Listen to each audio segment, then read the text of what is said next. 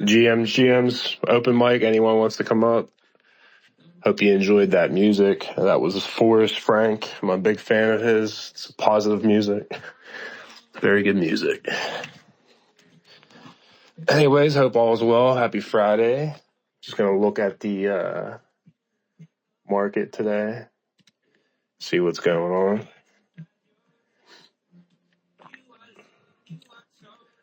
What up, Homestead? Orbitant. I don't know if that's Sammy, G Powers, GMs.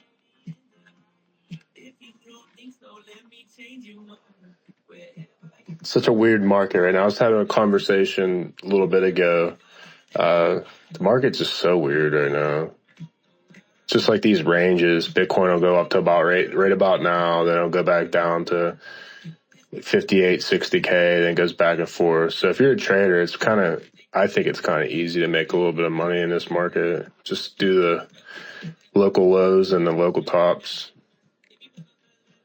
Seems like. As for Cosmos project assets, I don't really think there's been too much activity. Let's see here. I'm cool with having a conversation with myself, so let's see here. The only thing that's been doing all right, I guess, is Dimension. I don't know what's going on there. Put a big dent into the L for anyone that bought at the top. I feel bad.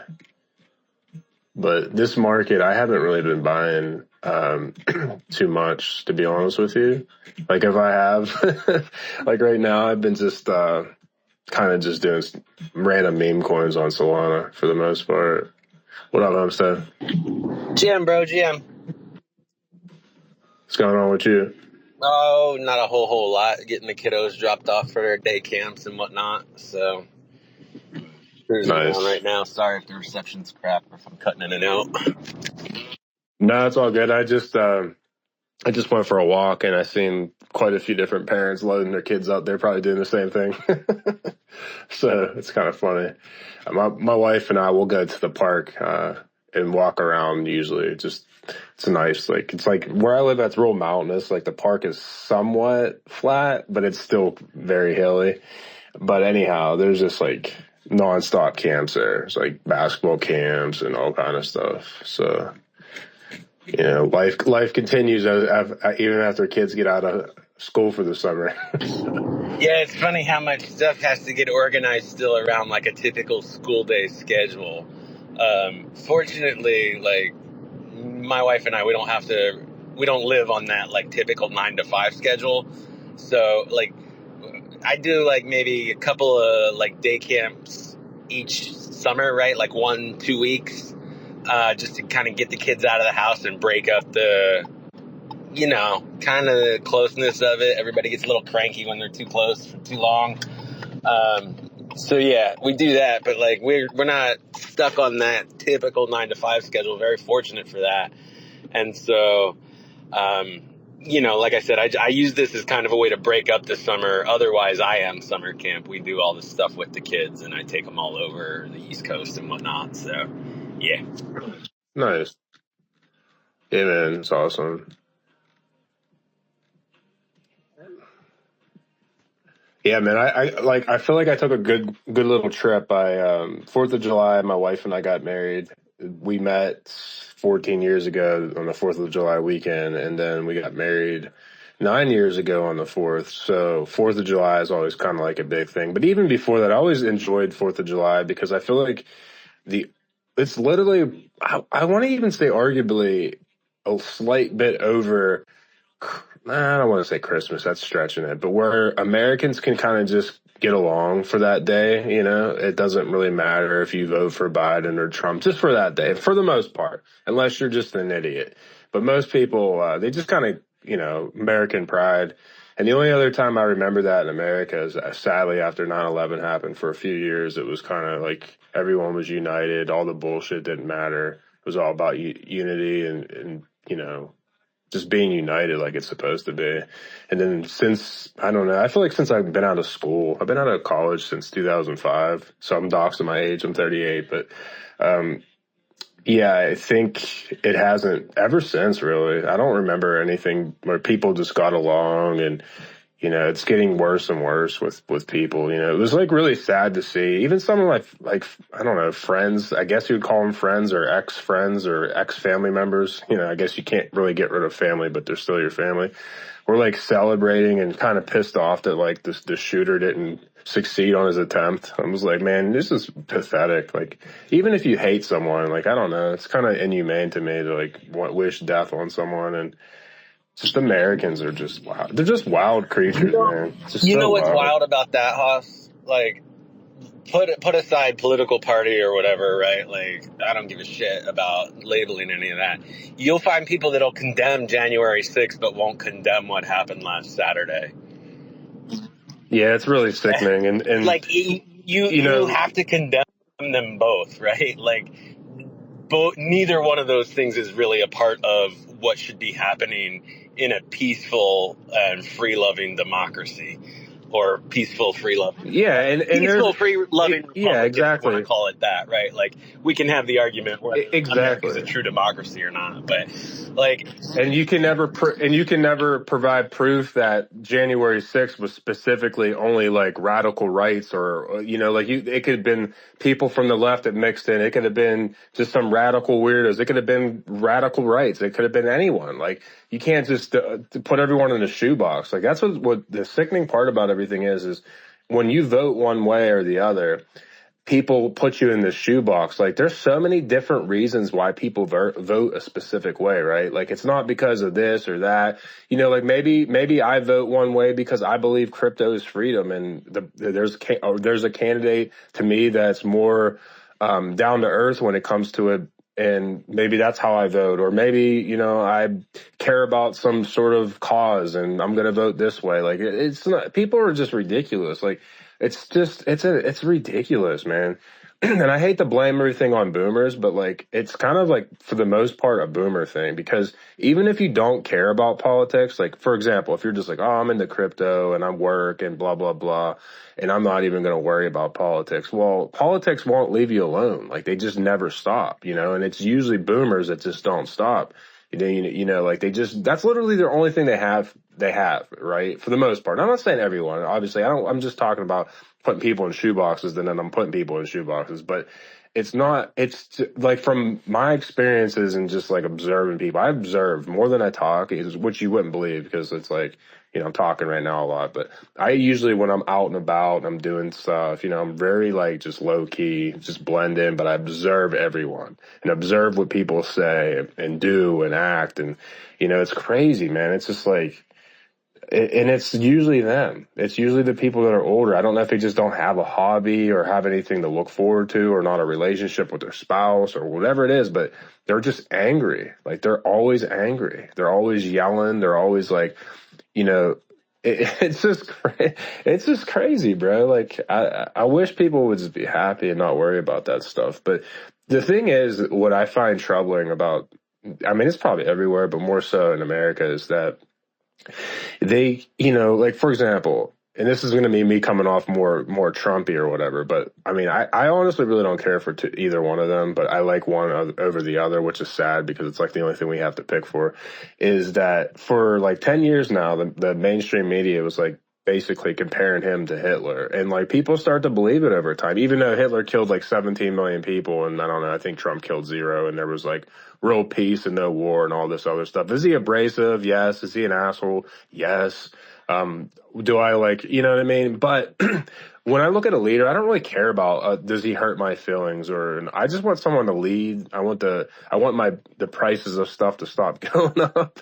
I want all that stuff, and nothing's ever going to be perfect, but I thought he did a pretty good job, and then COVID happened, and then whatever, you got to spend money. Cause it's funny. I look around and see people saying stuff. It's like, well, he spent all this money, and then you like look at the data and you're like, okay, well, the same people that are complaining about that would have been like basically homeless and starving because everyone shut down the workforce. You know, it was like in some states, literally some are more radical than the others. Like California is super radical, and then Florida was on the other spectrum. Like they didn't close anything down, and they were like, "No, we don't care about that." And it's funny is all the people that were complaining or saying all this stuff, most of those same people like fled to Florida during COVID. They went on family vacations or they relocated there to work from home or whatever they were doing. So it's just like, there's just such a double standard in this country, and it's just like really sad to see it, and wish people would just get along, and who cares who votes for what, whoever, you know what I mean? Like you never, for me, I never heard the question, who did you vote for, until like basically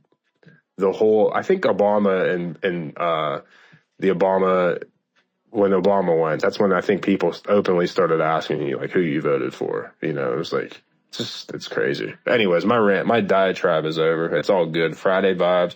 Just my random observation since this whole shooting. And another thing to add is, just for anyone that knows, I've been to that area numerous times where the shooting happened, and where the idiot was from. I've been there a bunch of times too. So that's kind of my neck of the woods. And it's crazy because people where I'm from, I'm not saying they're all like him, but people just don't play games here. Like they just don't.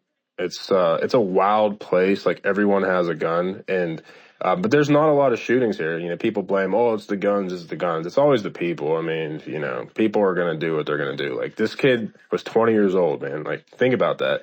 He had to preordain this stuff, have this in his mindset. And you can say, was he successful or not? He was actually successful, because it's like this guy's supposed to be arguably the number one person to protect the whole entire planet Earth. There's over 8 billion of us. And he got the shots off. I mean, you could say how and why did it, because there's all kind of weirdness to it. But yeah, it was very odd. And it's sad that a 20-year-old would scoop to that, But I think a lot of it probably is, that he probably has been getting this since he was a child, that like Trump is Hitler and all this other stuff. So he felt like he was probably doing a good thing. I don't know. Who knows? People are crazy. That's all. That's the conclusion. Anyhow, did you enjoy any of that, Homestead?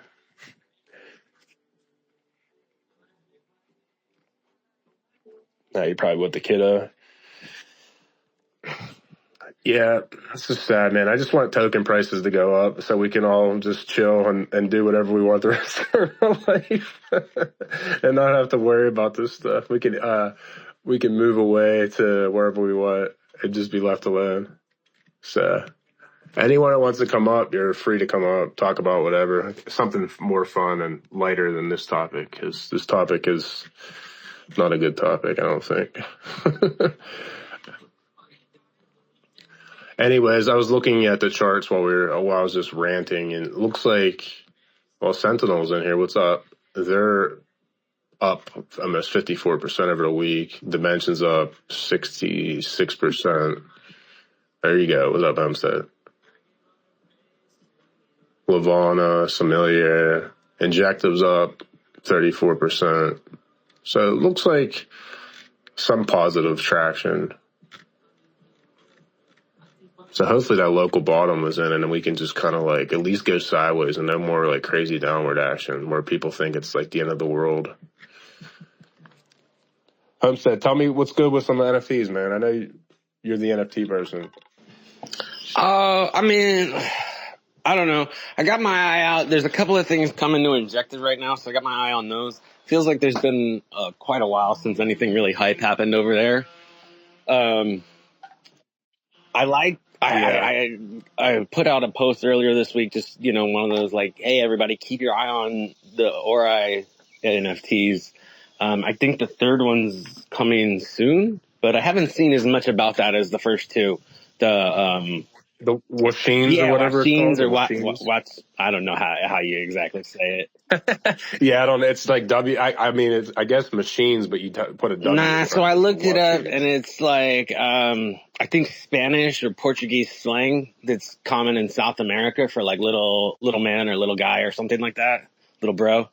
Oh, nice. So yeah, there's some kind of thought behind the naming of it, but I've seen that in my feed a little bit. So yeah, keeping my eye out on those. I do like how they're like curating that launch pad a little. Like it wasn't just like an open free for all after Last Samurai's and Honor Eyes launched.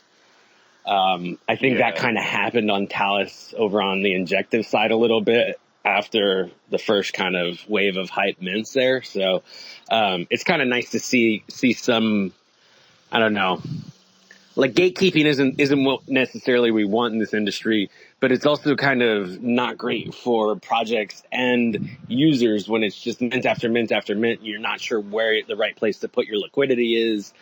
And it makes it difficult for projects to launch because of the way liquidity is getting sucked up each week.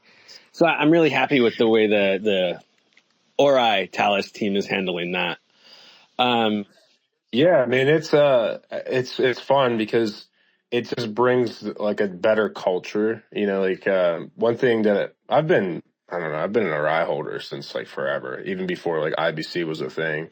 And it's been kind of cool to see that it's becoming a little bit less serious because like the things that they do are kind of boring-ish. You know, like AI Oracle stuff is like so needed. It's so important, it's so big, and it could be gigantic. And, you know, what's crazy is like all the different huge teams that reach out because like some of the things that Arise doing is like really needed for what they're trying to do. Like the most recent one was we've been talking to like Near Protocol, and Near Protocol is gigantic, and there's some AI stuff that they're trying to do, but they need like Arai, what Arai does to like do what they're doing, so to speak, to make it better and more efficient and faster and everything else. But so it's kind of like more on a serious side.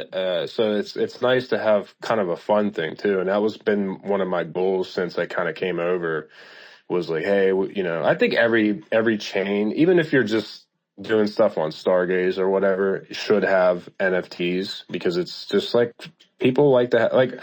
I look at crypto as just an experience. You know, everyone wants to have a good experience, good time, and even, you know, if you don't have that, I don't want to say alienate yourself from the culture, but you kind of do because, I mean, look at Solana. Solana is just all about fun, right? It's just, but it's successful. I don't know.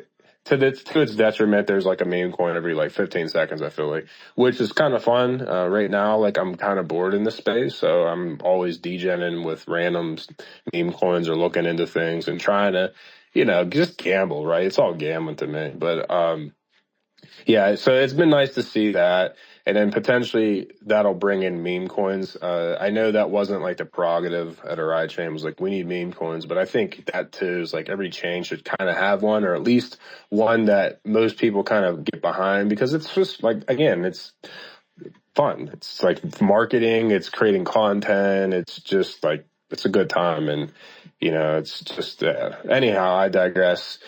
For the NFT space, I haven't really been looking into too much. I think just kind of keeping my eye on some stuff. But yeah, I love NFTs, man. I've been on a little bit of a hiatus lately. I did grab some of the Rye ones, and I haven't been checking Stargaze. Like I don't even know any new ones that are coming out on Stargaze. I haven't really been checking that out too much. I pinned at the top for the listeners today the featured mint on Stargaze this week. It's a limited collection.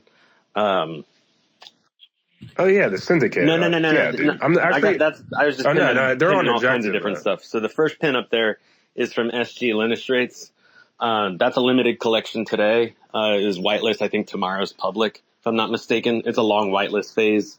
Anybody who has this artist's first collections, Age of Archways, is whitelisted. But yeah, it's only 50 pieces in this collection. 750 stars for whitelist, I think, and 900 for public. So that's the featured mint on Stargaze this week. Alpha is Trump chemistry, you guys. So if anybody isn't aware of this, it's going to be a meme token and a 404 NFT coming to Osmosis. So I got that pinned up there as well. If you hold Mad Scientist, you're getting an airdrop of this Trump chemistry. I think 9% of the supply is going to Mad Scientist holders. So get in the Mad Scientist Discord for more information about that, you guys. And then the other alpha I pinned up there, HOSS mentioned, Galactic Syndicate is coming to Injective. I think the stream swap opens imminently. So we're going to stream Injective into the stream swap to get Sin, and you'll mint the Galactic Syndicate NFTs with Sin, or do other things with it like LP it and what have you. I'm sure there'll be some different degen type stuff to do with Sin, knowing what comes from that group. So yeah, there's some NFT info and alpha, y'all. I need to get more caffeine in me actually, because I'm hosting their space on the 23rd on Tuesday for, I think that's when it goes live after the stream swap or whatever. So that'll be kind of fun. Yeah, I mean yeah, man, like I think Backbone's pretty awesome. It's kind of fun, and I like their approach. I think more teams should be doing this, is trying to unify, or whatever word you want to use, throughout Cosmos, instead of just like always building their own chain or whatever. It's just like deploy everywhere, screw it, and then add value to those chains. That's how I look at it. It's kind of cool to think about it, because you need capital efficiency, you need liquid staking. Like I know when I first kind of thought about liquid staking, I was really nervous about it, because essentially at the end of the day, it's just like a redemption. You're like, okay, I know there's X amount over here, and I'm going to, give it to you ahead of time, kind of like fronting you it or whatever. And wasn't a real big fan of it. But then as I looked into it, you want to get new liquidity into crypto. That's the end goal. But like while you're waiting for that, or while you're building for that, you might as well make the liquidity that's already in crypto more efficient and make it better. And because at the end of the day, people want to move their money around. They want to buy things with their assets. And it's really, it's unfortunate if you just stake and then you do need your money. And that's one of the things that I've always harped on people, and kind of, I usually don't criticize people, but I also think, I don't want to say it's laughable, but I just don't like the people that complain about airdrops. Oh, I've been staking, blah, blah, blah. Well, you shouldn't be staking for airdrops. That's just my thing. Like, you should stake because you believe in whatever asset it is and you want to be around for a long time. And then everything else is a bonus on top of that, right? And that's how I've approached staking, and that's just how I've always been. Like, I don't stake things. No, don't get me wrong. I might stake more of something because I think that there's airdrops going to that particular chain or asset or whatever, but I'm not going to just like stake solely off of it. Generally, whatever I stake, I just don't need. Like, I'm just like, I'm in it, whatever. Now, I will revisit my thoughts and be like, you know what? This isn't going as planned. I just think, I don't like the direction of this, or you see some Commonwealth thing that you're like, oh man, like this is what I did with Juno. As soon as that prop came out, I was just like, yeah, this isn't good for business. And I knew that was going to be a catapult to probably not for it to be successful. I didn't think it would go to where it is now, but I also knew that it was going to have a lot of sell pressure, because you're alienating people with a lot of money that, oh shit, they could just pull back the chain and just remove my assets, or like that's a thing, right? And so I was like, no matter what, even if it's kind of the idea was good or whatever, because you're like, all right, this guy gamed it. But to me, if you play within the rules of engagement, you play within the rules of engagement. Now, did he have early info? Maybe, I don't know, but I just know that the rules were set and they're set. It's just the way I look at things. Like if the rules are what they are, the New England Patriots, they bent the rules all the time and no one cared, right? They won 6 Super Bowls. They probably wouldn't have won 3 or 4 of them, but they played within the rules and then borderline went over it. But I guess the whole adage, if you're not cheating, you're not trying. I'm not that type of person, but I also, if the rules are there, they're there. So anyhow, yeah, I'm just like rambling right now, and my caffeine's starting to kick in, so I'm getting a little bit all over the place. Oh man, what's up, Sentinel? Who's behind the Sentinels? Hi, mate. It's 7th. I think I've spammed you probably for about 2 years, 3 years, 4 years. How long has it been since Osmosis has launched? But yeah. This is how I know. June 16, 2021. Yeah. And the first time when you linked it in and I came into this space today, the first thing I hear you saying, like, It's like he was up at the top of the cattle shed aiming at Trump and then going on like a massive like politic diatribe. I was like, yeah, nice.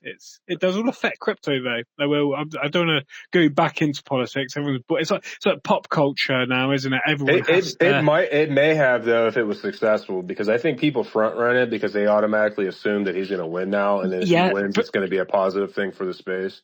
Did you see the news that BlackRock and a couple of other people, this is where it gets schizo now from me. Maybe I should have joined as my other account, but they're apparently putting some puts on Trump stock on Truth Social for the attempt, which might just be just full schizo. But yeah, anyway, it all does affect markets. Yeah, sadly, America kind of controls all the markets. You know, it's just the way it is. The M1 is everywhere. The policies are everywhere. America's like the world's army and everything else. They got their hands in every cookie jar. So, you know. Yeah, that Treaty of Paris that we signed on September the 3rd, 1783, where we acknowledged the sovereignty of the United States from the British Empire. Is that where? Weirdly, we still owned I saw like there was a couple memes from it, and I read into it more like still like there's loads of British companies still working within there, and still loads of land ownership and loads of other stuff. So, that's always a bit weird. And that's one of the problems in America is that it is so free. We're like one of the few nations out there that you could be a complete foreigner and buy land and property in America, which it's I don't know. It's my thoughts are I don't like it. Just like I wouldn't like it if I can just randomly. I mean, if it's a more I don't want to say desperate, but a lesser of an economy to be able to buy land over somewhere and own it and buy a home. Like there's a lot of countries you can't do that. And what that does is it allows the people that do live there more affordable homes. Like America is insane, dude. When Trump left, the average homes here were like 216,000, which is still a lot of money. Now, only 4 years later, that same home is worth like about 416,000. So, it's same in like London and that kind of spread out all over England. I mean, obviously pop culture references within within American films, like the standard like suburban home, which is like massive, like even like The Simpsons, for example, like massive house, right? Compared to like English standards. Yeah. As now, but they're shit though. Like what they do here, like where I live at, actually, I don't know if you heard earlier, but that's where I'm from I'm not exactly from that area, but I'm very close, is where like the shooting happened, that rally happened. And there's a lot of land. Like PA has a shitload of land. There's like farm land, but there's also a lot of mountains. And so there's like a lot of land. And I remember years ago, people were saying this is back in like the late 90s, early 2000s. People were like, people are going to keep buying all this land here because one, there's all kind of natural resources. Like Pennsylvania is considered a commonwealth because essentially we don't need anyone else for any resources. Like you can live in PA and live off your land. Like we have every asset. We literally have every asset you can think of. Like we even have oil. Is it the only commonwealth in? No, there's like Massachusetts and Virginia maybe, and I think there's 4, but they're all like in this area, like in like the Amish, yeah, we do have a lot of that too. Like you can be out in the middle of nowhere and see horse buggies still and shit. It's kind of funny, but were you in Austin last year in 2020? What year? Yeah. What year are we in now? 2024. 22. Austin last year, for Consensus. I was out there, and it was that was an eye-opener on kind of like gun culture, and kind of because again, a lot of that kind of traditional aspects of freedom and enlightenment came out of England. Like a lot of that came from the English over to the Americans, and then obviously during our kind of revolts with Cromwell, all of our religious nutters kind of came over to your guys' shore. So so like atheism and everything grew up in England and so-called rationalism. Yeah, But there's a lot of people here that all the pilgrims came over to you to your guys, and with that, with like Washington, all those guys, like those ideas of enlightenment and freedom. I mean, like, yeah, they're like that's. Bro, I used to work in a store back in the day. It's called Dick's Sporting Goods, and we would have I call it Amish, but Amish, whatever you want to call it. They would come in and they would buy so many bullets. They would buy our whole entire inventory, and they don't like follow the law. Like when you go hunt, there's like regulations. You can't use an assault rifle and just start spraying at deer. They would literally just go out with like an AK and just like you shoot like 20 bullets at animals. They're nuts, man. Like they would I forget what the word they use, but essentially they would chop trees down with just bullets. Are the Amish? Yeah, they're a wild bunch, man. Do you think that because everyone wants to make it in crypto, and I'm speaking as seventh here, but I am on the Sentinel account, so I'll try and keep as non-schizoid as I can. But everyone's dream in crypto, right, is to make it. To everyone kind of listening now, like, what does like make it mean to you? Now, a lot of it is owning your own farm, being off grid, and being self-sufficient, right? Now, have the Amish achieved that? Did they just like understand that concept like hundreds of years ago and just opted out of the system?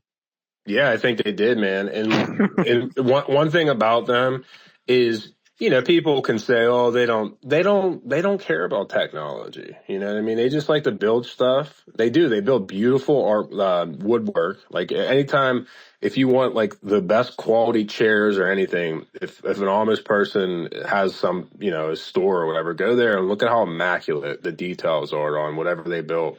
And they just like build stuff with wood and that's it. Like they have a real simple life, but and all they want is literally, this is their whole thing. They just want to be left alone. That's it. Like just leave us alone. We'll leave you alone. And I kind of respect that because in theory, I wouldn't be as drastic as that, but that's just like my whole thing is like, I don't care what you do. As long as you're not like killing people or whatever, I don't care what you do. Like whatever you put in your body or whatever drug you want to do. I mean, I'm not going to do it, but go ahead and do it. I don't care. Just leave me alone, you know? And that was my whole rant at the very beginning. I don't know if you caught it, but it was just like, even if you don't like politics, especially here, how abrasive it is now, it's like politics does not care about leaving you alone. It just doesn't stop. Like, bro, I get text messages all the time. Vote for this person, vote for that person, blah, blah, blah. Are you tired of Trump? Are you tired of Biden? Blah, blah. It's like, I you know, I'm replying, stop. My phone has been ruined. Like, I legit don't answer my phone ever unless I see it's a contact and maybe I'll answer it. But even that, it's like, I just want to be left alone, and people just don't leave you alone anymore. You know, it's crazy, bro. Like I have a family member that gets like random letters in the mail that have no return address. And it's like really threatening because that person, you know, is a registered Republican. It's like, well, this is like borderline intrusive, like some random nutsos sending handwritten messages, like real nasty ones because of the way that you register to vote. Like, what the hell? Like, who gives this shit? Was that you? No, yeah, it's not me. But yeah, it's insane, dude. It's crazy. I wish people would just chill out and just have a good time, you know, whatever. Just have a good time.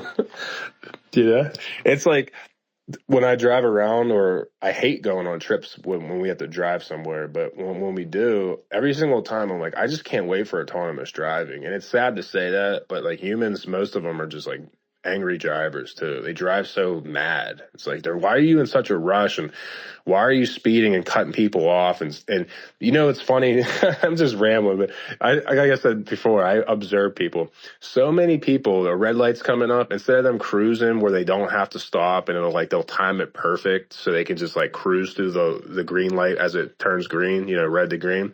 They'll rush up to the red light and slam their brakes and then like speed off after it. It's like, bro, like I just look at people like, why are you so angry? Like, why are you driving like that?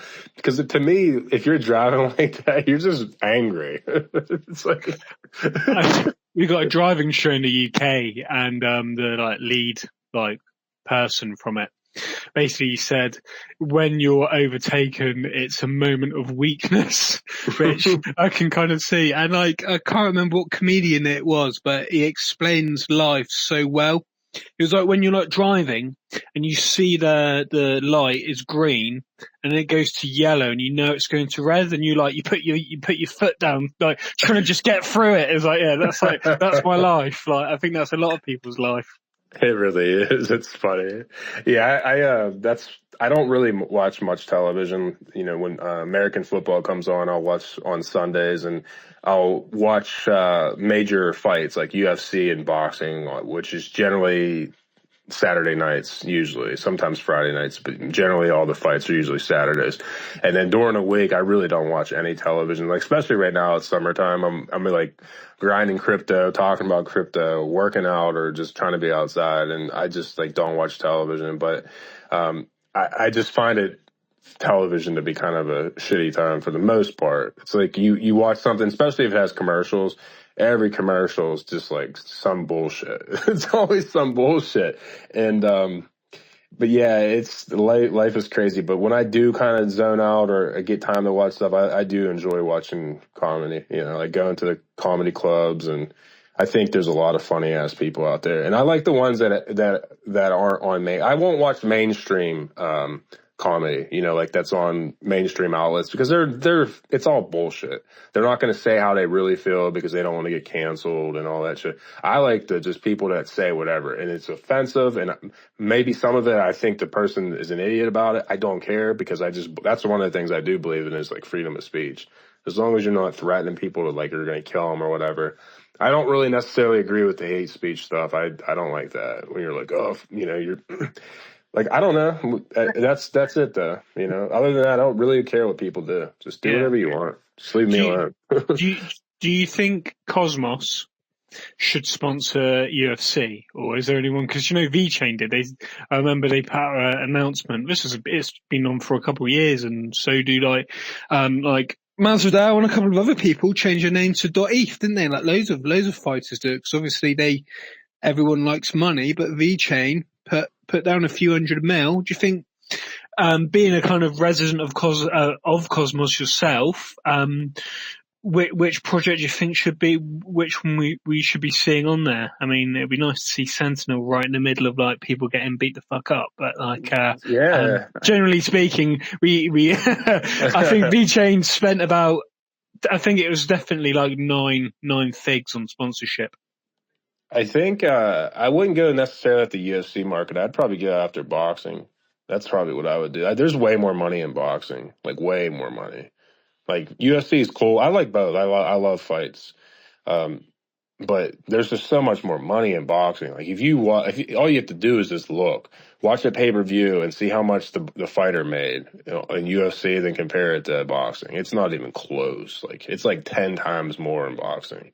Like when Usyk fights Tyson Fury again for the second time, like one fight. I mean, granted, like they're going in there, and the difference between boxing and UFC is that in theory, boxing is actually more dangerous, because you get knocked down, you can get back up. You get knocked down in UFC, you're done. Like you're out cold for that second. In boxing, you're out cold too, but you might get up 8 seconds, 9 seconds later, then you go out and you're basically jacked up. That if you just survive that round, it usually takes multiple rounds for you to even get your equilibrium back.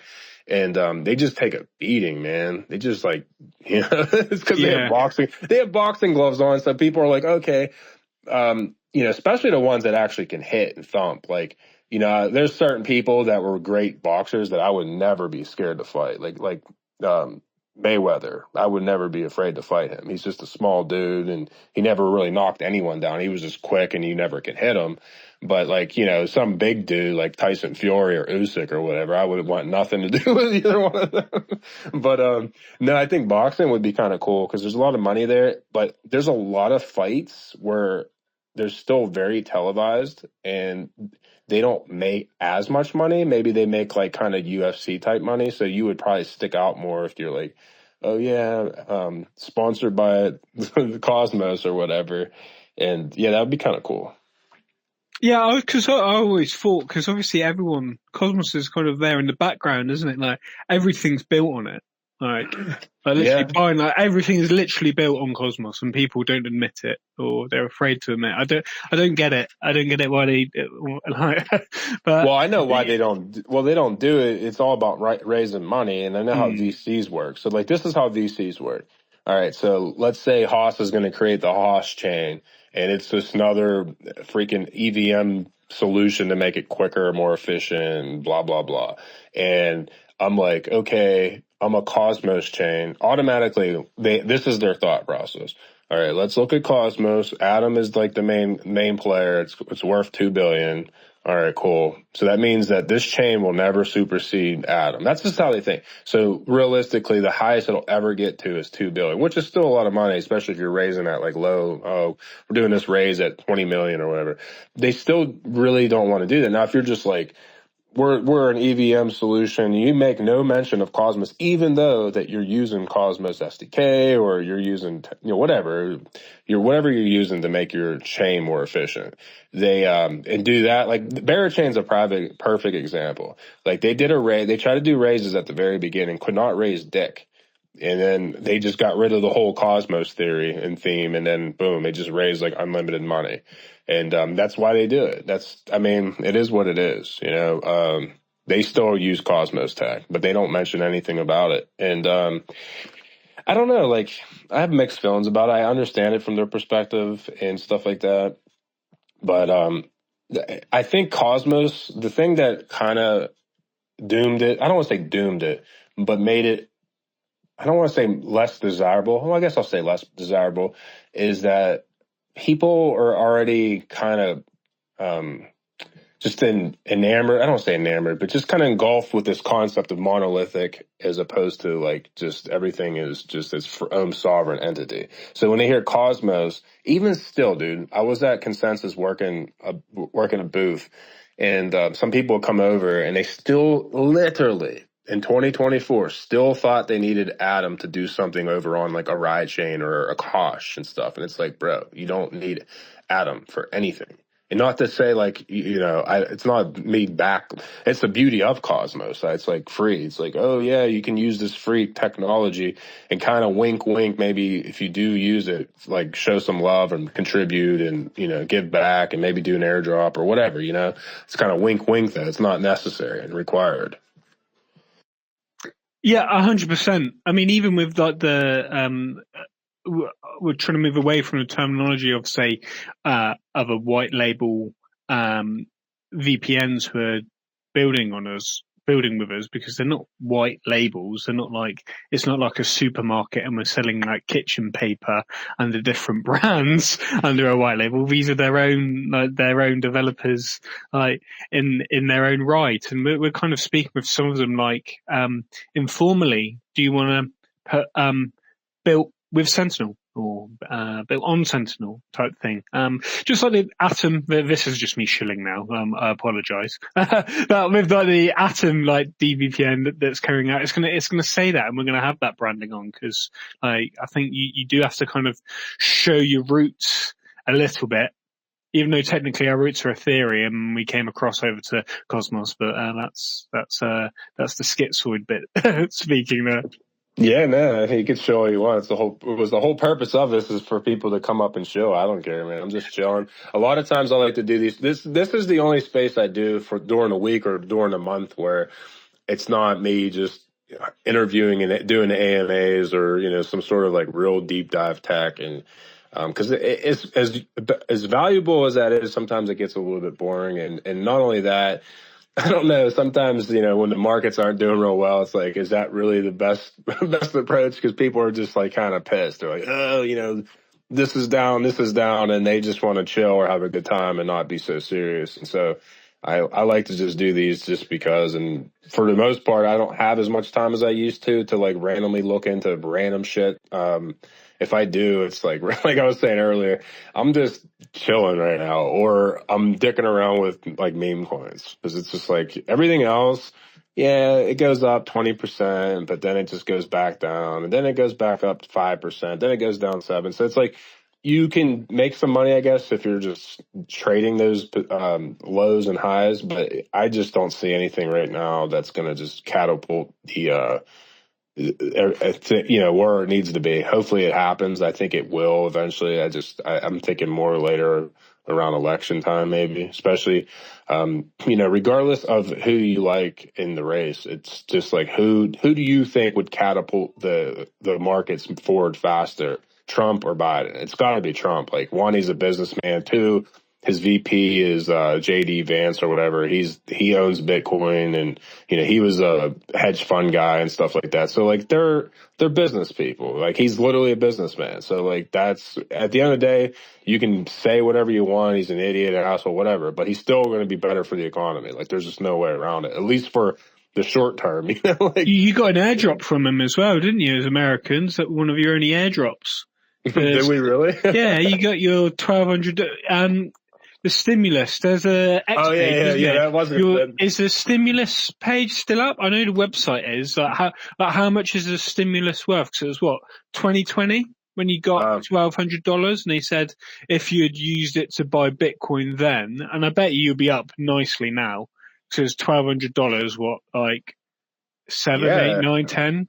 I think we got two airdrops, and then we got 1,200, and then Government airdrops. But the thing about the airdrop was it was like fake. It was a fake airdrop. So it's like you get 1,200, but that same 1,200 is going to be worth about 600 in about 2 years from now. So if you didn't sell it right away, you were screwed. So, but no, we did get airdrops. I forgot about those airdrops. You would be 874% up. Your 1,200 stimulus check is now worth $11,689. But obviously inflation coming in, so you could probably buy nothing with that. But you'd be up 874%. That's pretty nice. So that's from buying Bitcoin when you got the stimmies on the 15th. Hey, what up, Rug? Yo, rugging you from here. You sound You sound real far away from your mic or your computer, wherever you're at. Yeah, what about now? You sound better. What up? Yeah, rugs don't make noise. You know, right? So you're gonna rug us? When's the rug? Yeah, I'm gonna rug you guys. Promise nothing. Absolutely nothing. No promises, no roadmap, no utility, just vibes. And fun, and it's all rug. Trust me. So when's the rug date though? When's it set for rug mint? The thing is, rug doesn't have any specific dates. We just rug. Like a thief in the night, we just come few and just rug you all. What is it? That's hilarious. Anyhow, that's funny. We need to know more. Yeah, he was on. We randomly just winged the space yesterday. Tyree and I were just talking about some stuff with the ride chain. I think it was yesterday, maybe 2 days ago. I don't know what days are days anymore, but he was talking about doing a free mint on a ride chain. I want to say in a couple weeks, and it's like a small collection, 555, and it's free mint. So whatever happens after that happens after that. It's kind of fun. I mean, that's the culture of crypto. So everything is crazy. Yeah, man. Like I haven't been looking at much of NFTs lately. If I do, it's kind of ones that already pre-exist and they have an established community. Maybe I'll dabble with it. But I've been more looking at random ass shit coins on Solana. It's like really fun and really addicting. Whatever you can kind of get the news from pump.fun. It's like you see whatever you see spinning up, like hypothetically, if you didn't know Trump got shot or something happened crazy, all you had to do is look at pump.fun and you would have seen like every Trump meme was just pumping out of control, up 90%. And as soon as it happened, it was just like, gotta love the culture of crypto, dude. It's something else, man. It's something else. We got another request. What up, Redbeard?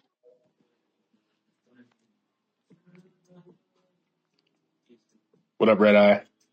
What's going on, man? It's been a while since I've been up on a space with you.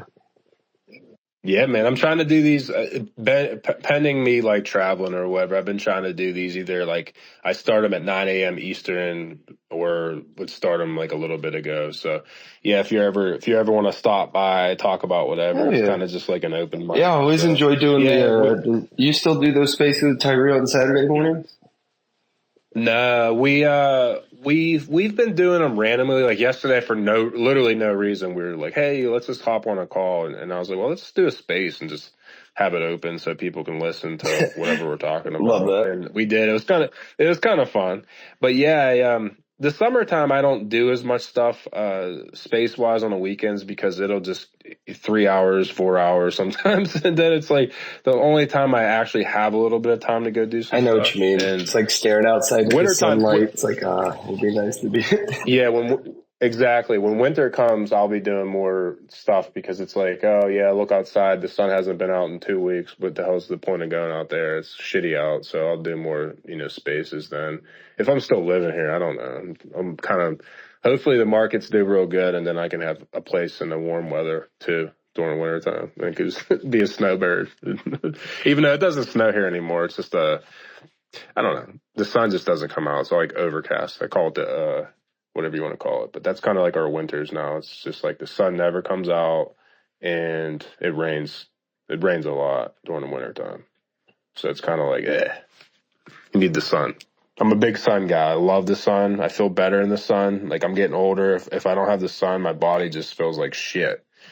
and I feel like I'm in pretty good shape, dude. Like I don't know. Still got my abs and shit. If I ever feel like I'm mentally hurts. down, just like I feel like I don't have energy or I feel like in a bad mood, I just go out and try and like be in the sun for 10, 15 minutes and almost always my mood changes after that. So Yeah, dude. I like taking walks and not listening to music. Just like let my brain just freely flow. I feel like I get a lot of good ideas doing that. Instead of listening to music, I just go for walks. And like I don't know, I feel like I have such a creative mind. I'm always like I can't shut my brain off anytime ever unless I'm listening to music. Then I can like just listen to the music and kind of just zone in on the music. But other than that, I think the most time I'm really creative is going for walks or just working out. But usually when I work out, I listen to music, so it's not I'm just listening to music and pumping. yeah, man, this is actually something I recently kind of discovered for myself. Same thing you're talking about. It's like I have this like better mental state that I can kind of achieve, or not listening to music, not listening to comedy, not listening to any sort of entertainment, and getting some minor amount of blood flowing, whether it's out just walking in the woods, out walking. My thinking is so much more clear. I can be a lot more creative during these times, and so right there. You're not near the 5G towers, that's why.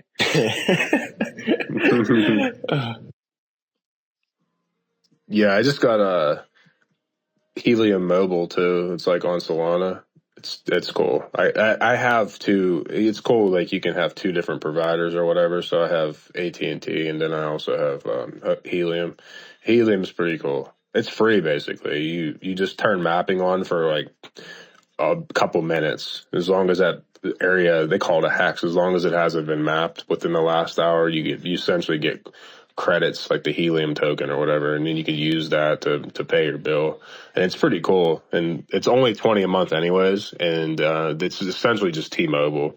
So I have coverage everywhere and blah blah blah. But I think it's kind of cool. That's one of the things I like about Solana is like there's actually, besides obviously Sentinel, you guys are a legit app that people actually can use.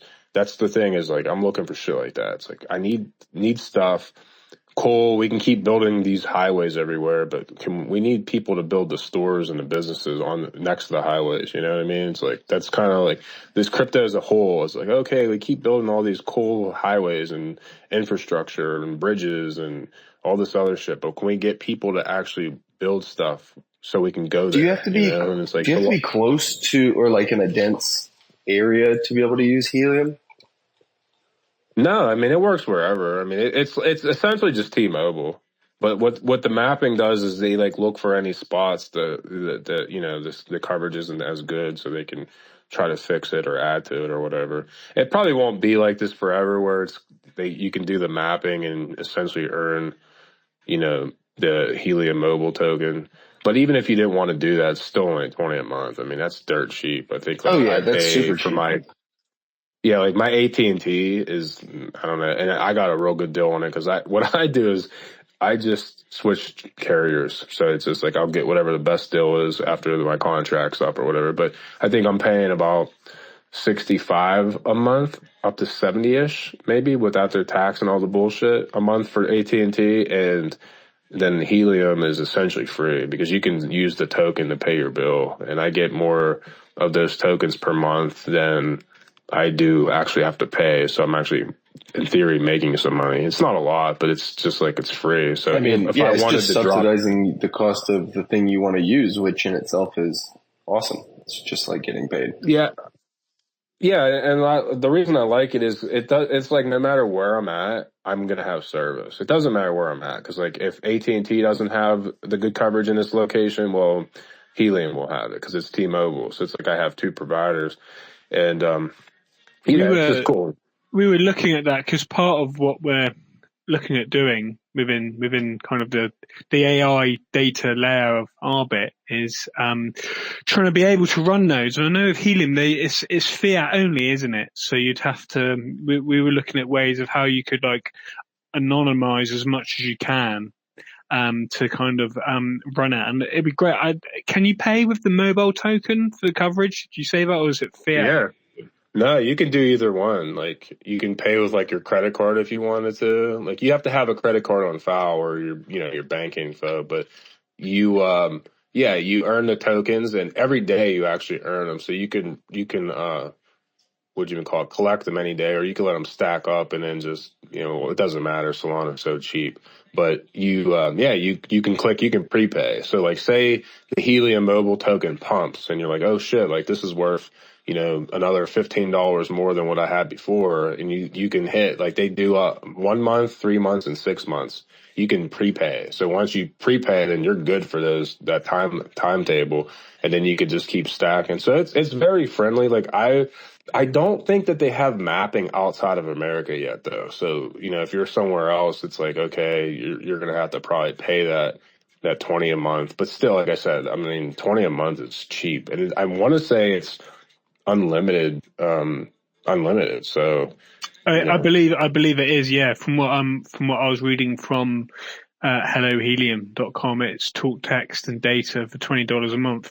But we're looking at kind of like how we can maybe use like eSIMs or way of being able to use kind of like a non-prepaid debit cards as a way to kind of become data nodes. Just because, again, going back to the really the reason why I got into crypto is because of like my freedom is I don't want people knowing information about me that they shouldn't necessarily be able to have, and putting yeah, barriers up exactly. and especially when I was fighting a parking ticket with my local council. Now I'm an idiot, which you might have guessed already, and I left my aircon on and turned the engine off on my engine when I was on my call, and on Twitter with that. So naturally, your car battery will run down your aircon.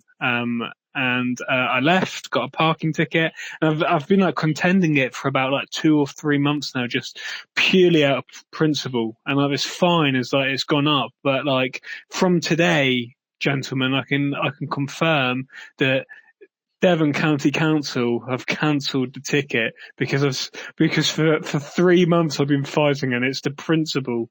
And if enough people stand up, you can't beat my governments. Yeah. Well, eventually they just get annoying. They want to be done with it. So that's usually how the government is. But yeah, I do stuff like that for principle too. Like the AT&T, they had this, oh, well, you bought the phone and you're a new provider or a new subscriber. You have to wait 60 days to get this SIM card unlocked so you can add other carriers to it. And I'm like, that's bullshit. I was like, why didn't no one tell me that? Maybe it was probably in the fine print, but I was like, that's kind of stupid. I could see like if I'm on a payment plan to pay off this iPhone or whatever, because iPhones are expensive. But I was like, what happens if I just buy the phone right now? Like literally just buy it outright, And they're like, well, you still have to wait the 60 days. And I was like, no, I'm not having that. Like, that's stupid. Like, cause someone has to turn that switch on and off anyhow after the 60 days. Like whose job is that? Right. Like I need to talk to that person, like let me do that. So yeah, I'll sit there and deal with the aggravation of being on hold and dealing with the corporate bullshit of, oh, we understand how you feel. We sympathize. Like, no, you don't. Like, you're like, if you sympathize, you would just click a button and unlock this shit right now and not dick around and make me like go through hoops to do this. They're like, well, you can return your phone and then go to the store and buy that one outright, and then that one will automatically have it unlocked. I'm like, I'm not doing all that shit. Like, just someone click the fucking button and unlock this for me. Like, or there's been Cosmos Karen here. Yeah, like I will be, because it's just like, come on, man, because it's the corporate shit. It's like you just deal with the corporate. You got any? Nonsense. Are there any other pieces of like crypto tech that you've managed to help solve issues in your, I guess, in like regular life? The Helium thing is very cool. I found out about Helium a few years ago and have been interested in them since. Yeah, Sentinel's another one of the actually. I knew about Sentinel before. I knew about Helium, so that was kind of like my first introduction to like tech that can be used to replace some of the things you use in your daily life. But just curious, like, the only other things that I like to use, but it's kind of a pain in the ass, is Dissenter, and then I use Brave. But what I've been finding out, I don't know if they just need to keep updating their repos or whatever it is, but when there's updates to a chain, then it like the wallet won't work right or whatever, and or these central entities that you use, like for example, I was Slack, and I was sitting there I forget what I was trying to do on Slack, but it would not work with my browser. And I'm like, all right, so then I got to go in my settings, and then it's not the biggest deal, but it's still annoying. You got to go in your settings and then change your default browser to freaking one of the central browsers that's like, Edge or whatever, that's just steals your data.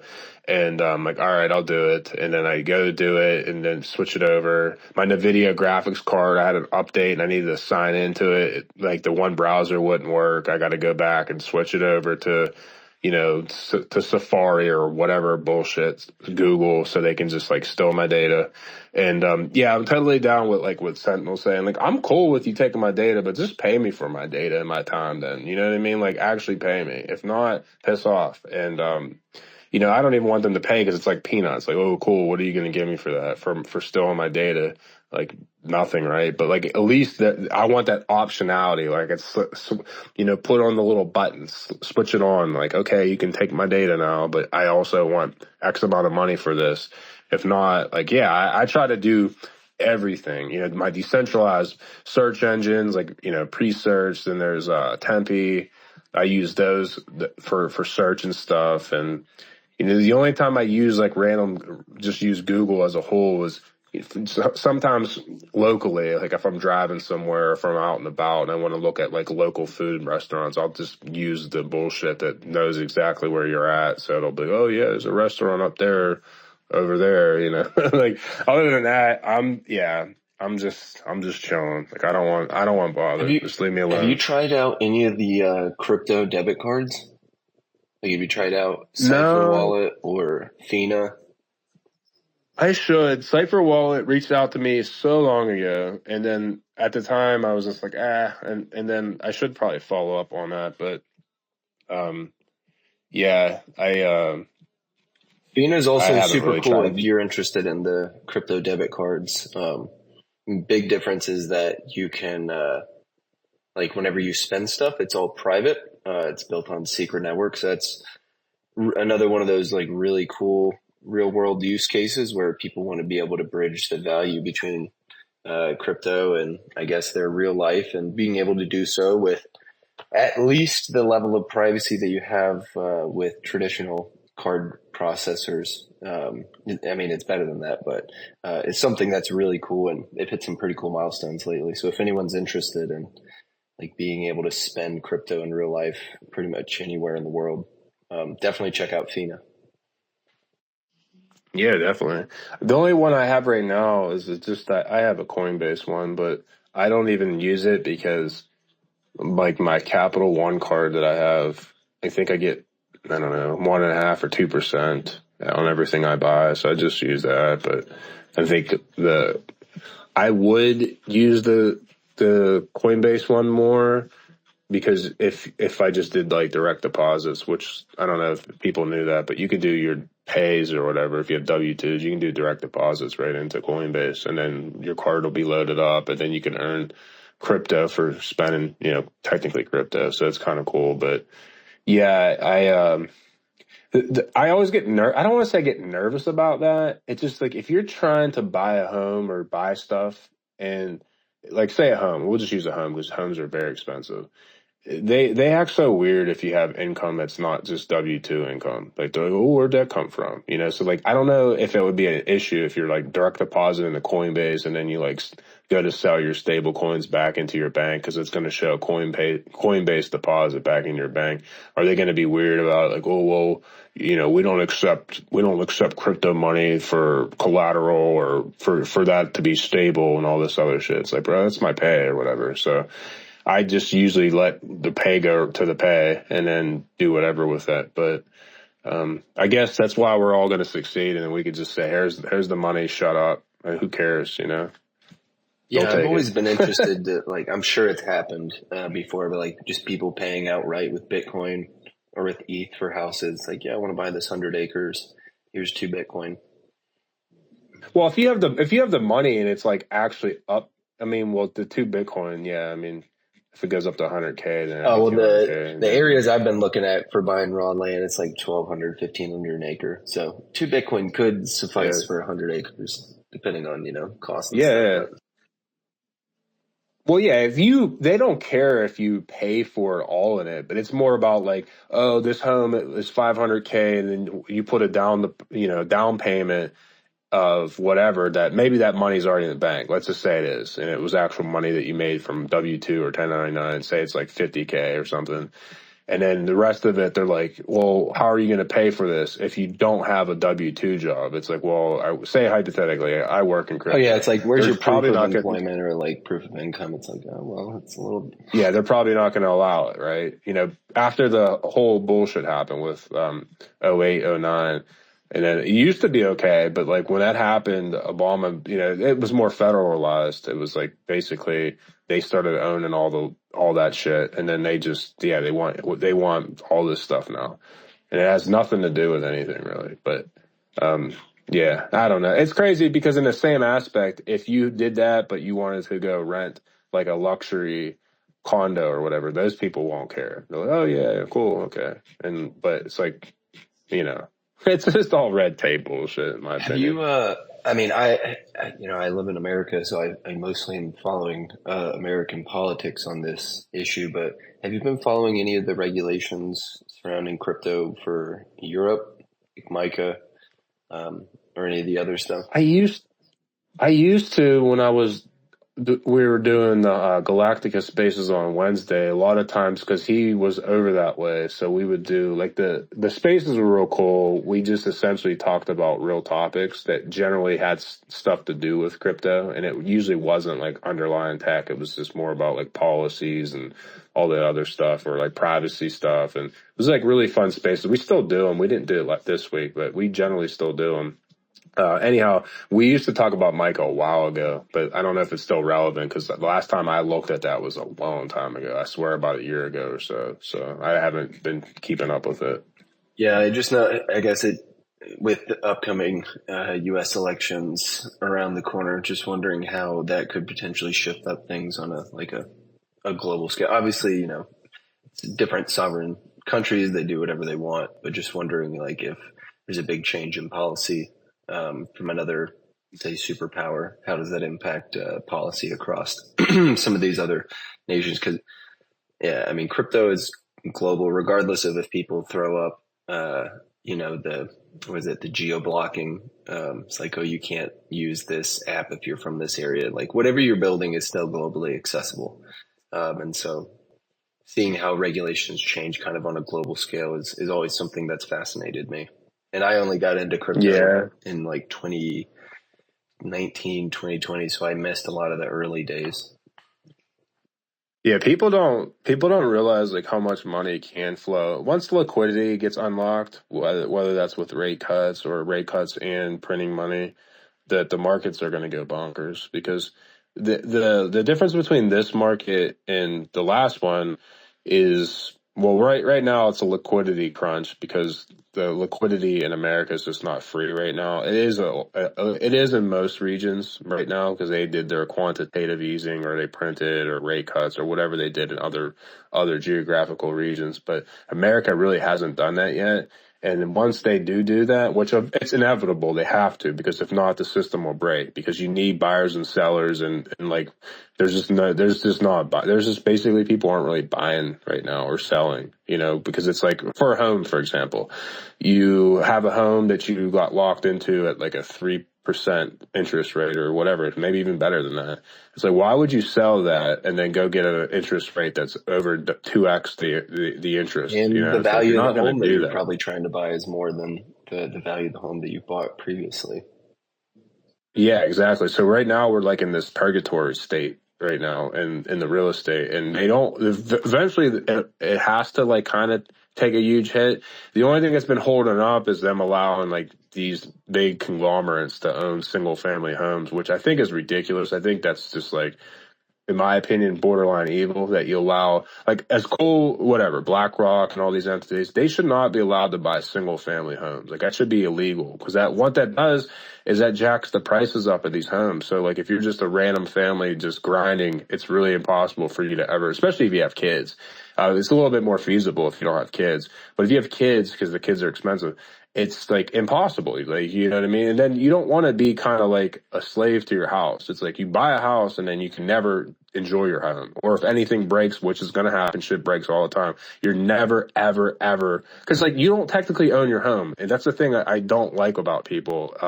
My old job, oh, I'm a homeowner. I'm like, how many years do you have on your mortgage? 27. I'm like, you're not a homeowner. Just don't pay your mortgage for a couple of months. Tell me who owns your home. You know what I mean? Like, you technically, even after you own your home, you're say if you don't pay those property taxes. Yeah, so it's like you're always indebted to someone. So really, you're never a homeowner. So that's one of my thesis was like, I don't really care if I'm a homeowner. I eventually, I can, but if I can find a place that's reasonable and I can rent, because then you're free too. Like, yeah, you still need to pay your rent, but like I could just get up and go and I'm not stuck with something for 30 years and have to sell that. I could just go anywhere, shit breaks. You just hit the guy up. Hey, this is broke, unless you just want to fix it yourself. To me, there's more flexibility for that, but I'm not saying anything about, homes either, but it's like a lot of Americans, like that's like their only investment is a home. And it's kind of a scary proposition. Like, yeah, traditionally homes keep going up in value, but like what happens if it doesn't? And what happens if you're someone that's literally your whole entire retirement plan is like you had this big home that you, especially back then, you were able to, but you saved up, you bought this home, and that's all your money's tied up into that. And you're like, oh, when I go to retire, I'm going to buy something smaller and move down south in warmer weather.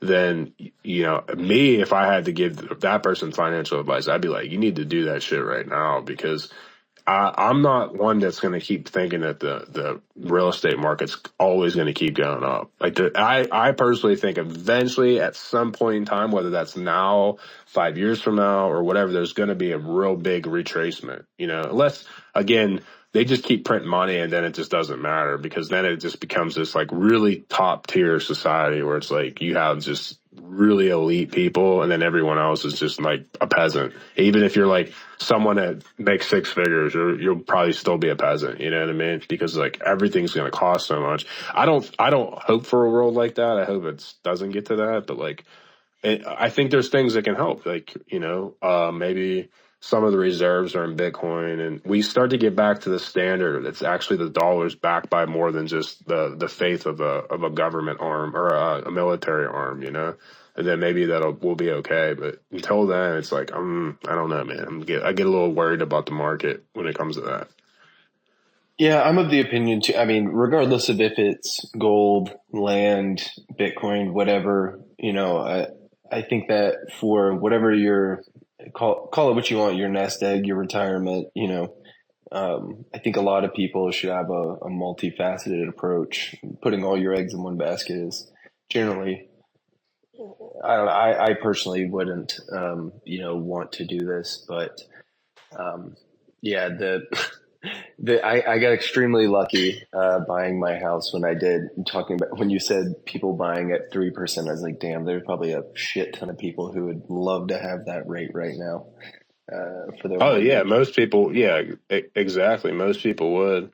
You know, like to me, you know, it's more of an investment if you have something that's not where you're located at or you're physically at all the time. Now, maybe you go there during off seasons, but you're using it for income. Like, you know, you got people Airbnbs or whatever. You know, then that's a different story. But you know, sadly, most people will never be able to do that, especially nowadays. Now, if we're talking 10, 15 years ago, it was way more feasible because you could just look at the rates, like the average income, and then follow that towards home prices. Homes have just jacked up compared to people's, you know, income. So it's like something's got to give. And like I said, a lot of it has to deal with you have these entities that are just buying up homes, and a lot of countries you have to be a citizen of that country to actually own property there, you know, which I kind of agree. I tend to agree with. Like, I think that's, you know, you're a citizen of that country. Like you can buy, but if you're not, you have to rent. You know, you can lease, you can rent, but you're free to come here. You just can't own stuff unless you're actually a legal citizen. I kind of like that. You know, I think that helps too with just the eye gouging of prices, because you could just be someone, you know, like a lot of times you if you go to like major cities, right? Go to New York. Why is that skyscraper there empty, or why is that whole floor empty? Because some fucking mobster over in whatever country, he bought that and he's cleaning his money up. He's borrowing against that asset now, and that money's clean, and that money could do whatever. That's what they do. I mean, that's just what they do, and it's just like that. You know, it's just what they do, and it's like, when's a good time to sell your building in New York? Probably never. You know, it's probably never. So it keeps going up in that value, and then you just keep borrowing against it forever. And you basically can live for free after I'll say, that. well, you're basically highlighting one of the biggest value propositions of owning land is that you can borrow against it. You know, can't borrow against late. Yeah, dude. Bro, my uncle made a killing. He got lucky. I honestly am not kidding you. I'm not exaggerating. I think it was $100 an acre. Um, it's in Cameron County in the middle of nowhere in PA, but like it's crazy because it has every resource there, literally every resource. And now, dude, I think that same acre is, man, it's a lot of money now per acre, like a lot. And he just got lucky. He's just some hippie, like to go out there and just like smoke and just chill and hunt and live, you know. And he was like, him and his buddies, oh yeah, you know, like back in '94, bought it. I forget what they bought, like close to 100 acres, just for no reason. They just did it because they could, and you know. And, and then he got so lucky, the shit just went to the roof. And they're like, all right, we'll sell some of it. And they did. And then, not, you know, they can just do whatever they want. They just chill. So it was a perfect hippie lifestyle. It was like ideal. I want to have that, but not to that extremity. Like, I would love to live off my land, have solar everywhere, basically just not need anyone for anything. Just like, leave me alone. That would be ideal for me. Just like, leave me alone. You know, I got this big piece of lot. It's up on a mountain somewhere. I could see everyone coming if someone was trying to come up to me.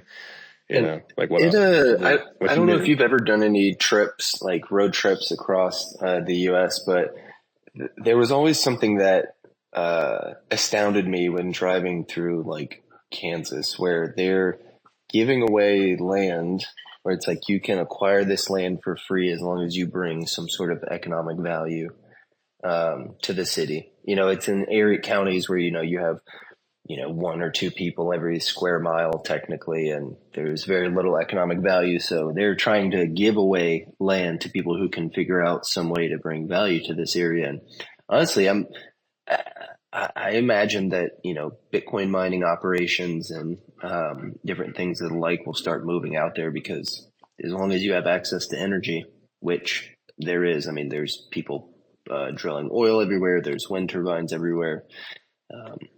Yeah, dude. If you, yeah, like that's kind of like my goal. I don't want to know if it's going to be as remote, but what I love where I live at is you could be like 25 minutes from downtown Pittsburgh and be kind of like in the middle of nowhere, but like beautiful, like mountains and everything, and just have a nice piece of land.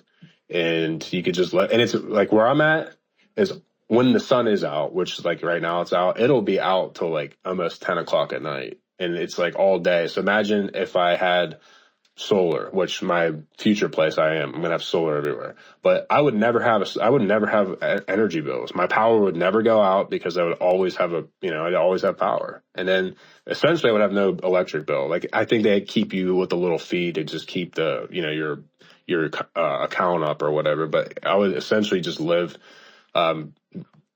utility free for the most part, and that would be ideal for me. That would be nice, and you could do that. Imagine taking that to the next step. It's like, oh, you just have you're mining everything, or you just create your own server farm and people can plug in. They're like, oh yeah, let me run a node from your place. You could just div it up.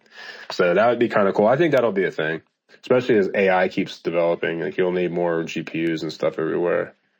But right now, I think we're kind of, it scares me. Like as much as I love Akash, like I haven't been like just FOMOing in hard because, I don't know. I've seen and heard enough. This has nothing to do with Akash. This just has to do with the GPUs right now.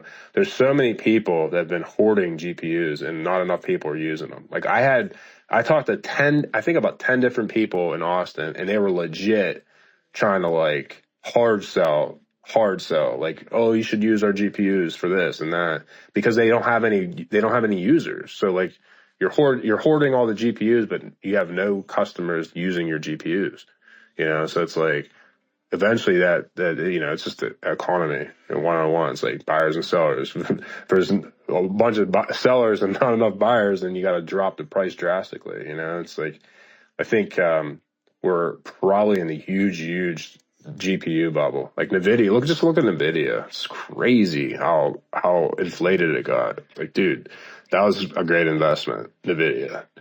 But yeah, I mean, eventually the demand will probably get back to where it needs to be, but there's got to be a lot of shit that needs built. Like maybe if Tesla can pull off their autonomous driving and all that stuff, and maybe that'll be more and more use cases for AI and GPUs and everything else. So we'll see.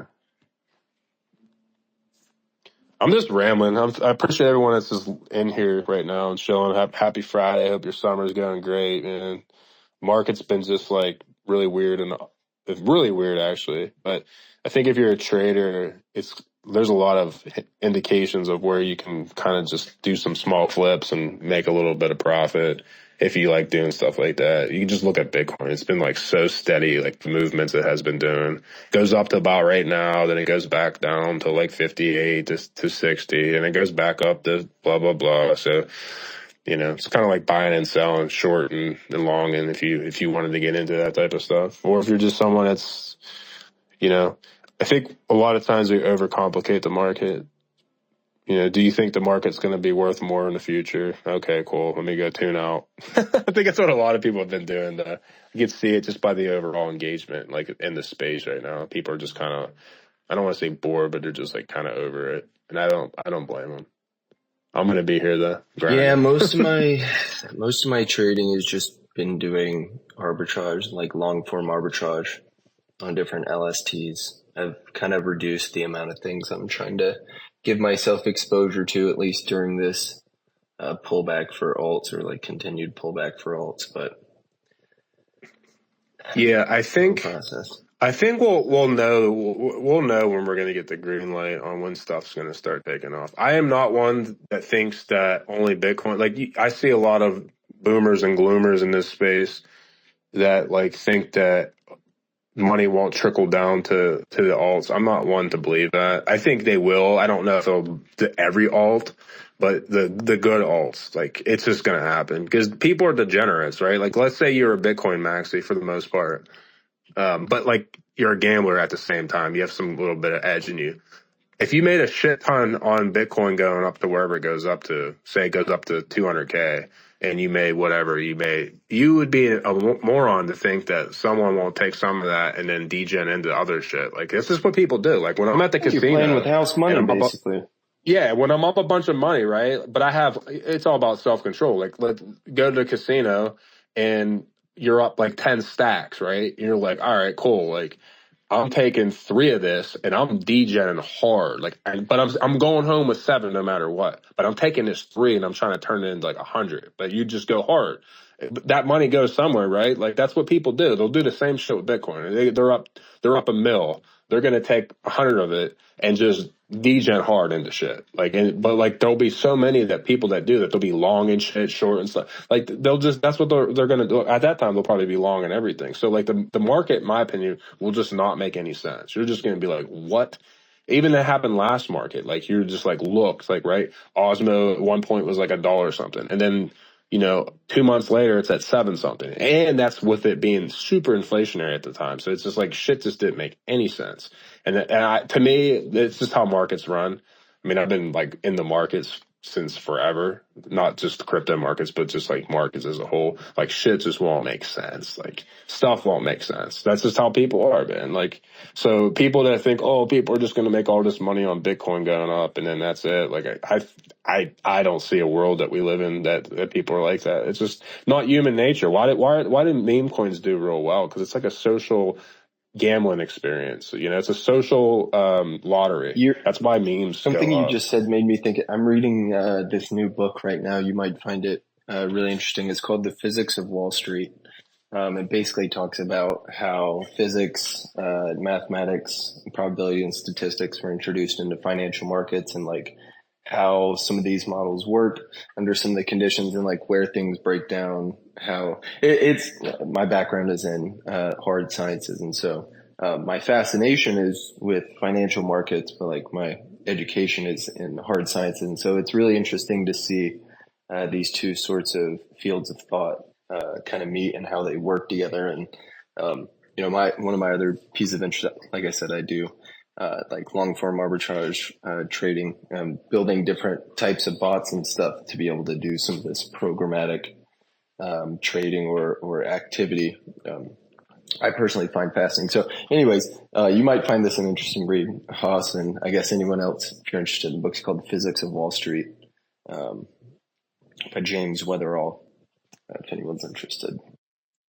You know what I'm really good at doing is starting to read books and then not finishing them. I'm like literally probably that's 75% of my library is books I've read. I'm the GOAT. I am legit the GOAT at doing that. I don't know if I've ever finished a book. Like I have so many books. I get interested, but then I don't know if it's like ADHD or what it is, but I just like lose focus. I like buying the book, so at least if I do lose focus, whenever I walk back into my office, I at least see the book. So it's like, oh yeah, remember, you got to come back and read this. Or if we have an apocalypse, there's nothing to do. Like then, if the zombie apocalypse is coming, and I'll at least have something to read, because like if the internet, we got EMP'd and there's no more technology, at least I'll have a bunch of books that I could read, or to burn to stay alive if we have like a winter blast or something.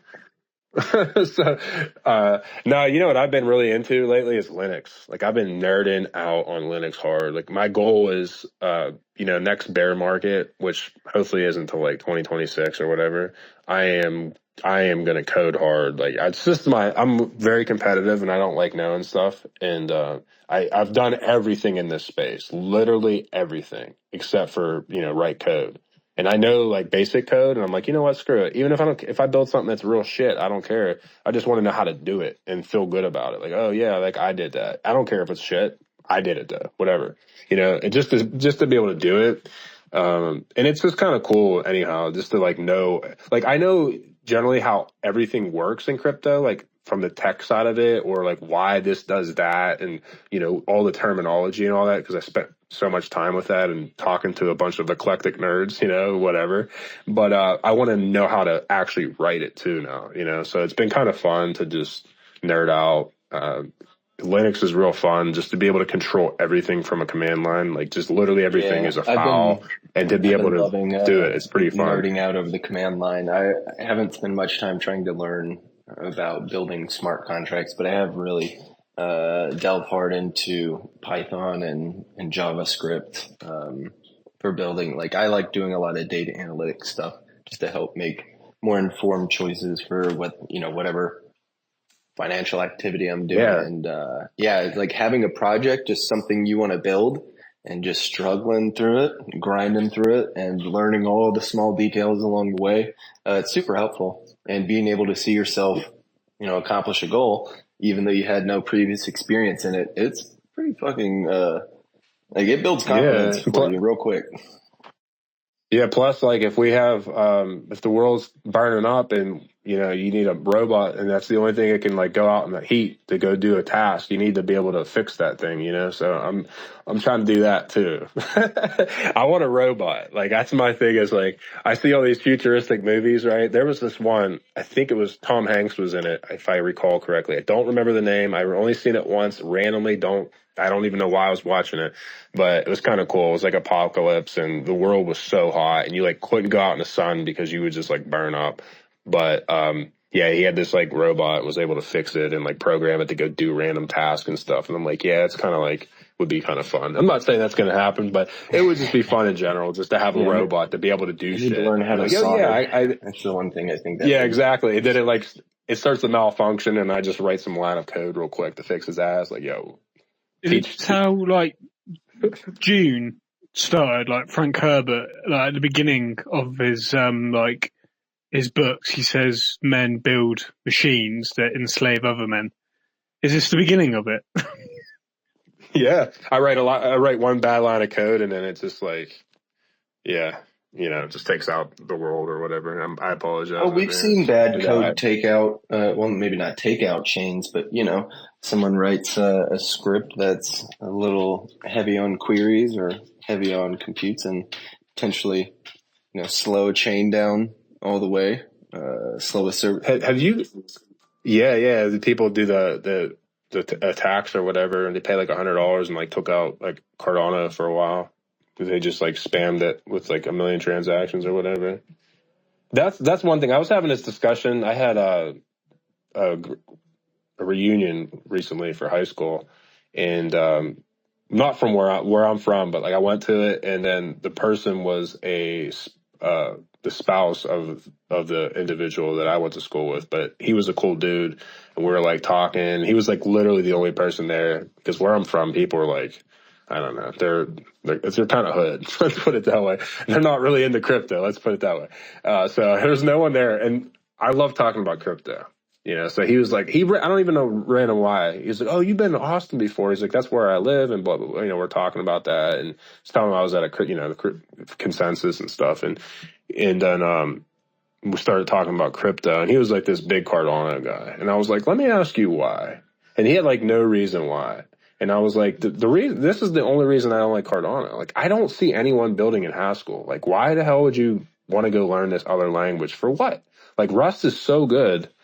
And like, there's other languages, obviously, but like, what's the point of learning this language? Like, it's not, I've looked at Haskell. It just doesn't make any sense to me. Like, why would anyone want to build in this? So like, if you don't have anyone that's going to build, then like, what's the point? So like, that's been my whole thesis about Cardano, like why I don't own it. And it's literally, I don't dislike anything, but I don't know what the reason is. Maybe it's Haskins or whatever hell his name is, Charles. I just don't like Cardano. Like, I hate Cardano. It's the only chain I hate is Cardano. Like, I just don't like it. And it's like I'm a little emotional about it. Like I like was getting like kind of rough with him a little bit, like kind of ripping into him. I'm like, it's like, fuck Cardano. Actually, the last time I heard random people on the street talking about crypto, this is back when I was still working in the manufacturing industry, and I had some people unloading a truck on a dock, and as I'm helping them unload stuff, they're talking about why they're buying Cardano right now, and I couldn't help but think back to all the jokes people make about like when you hear your Uber driver or you hear your truck driver talking about crypto, like why you need to buy it, you're at a top.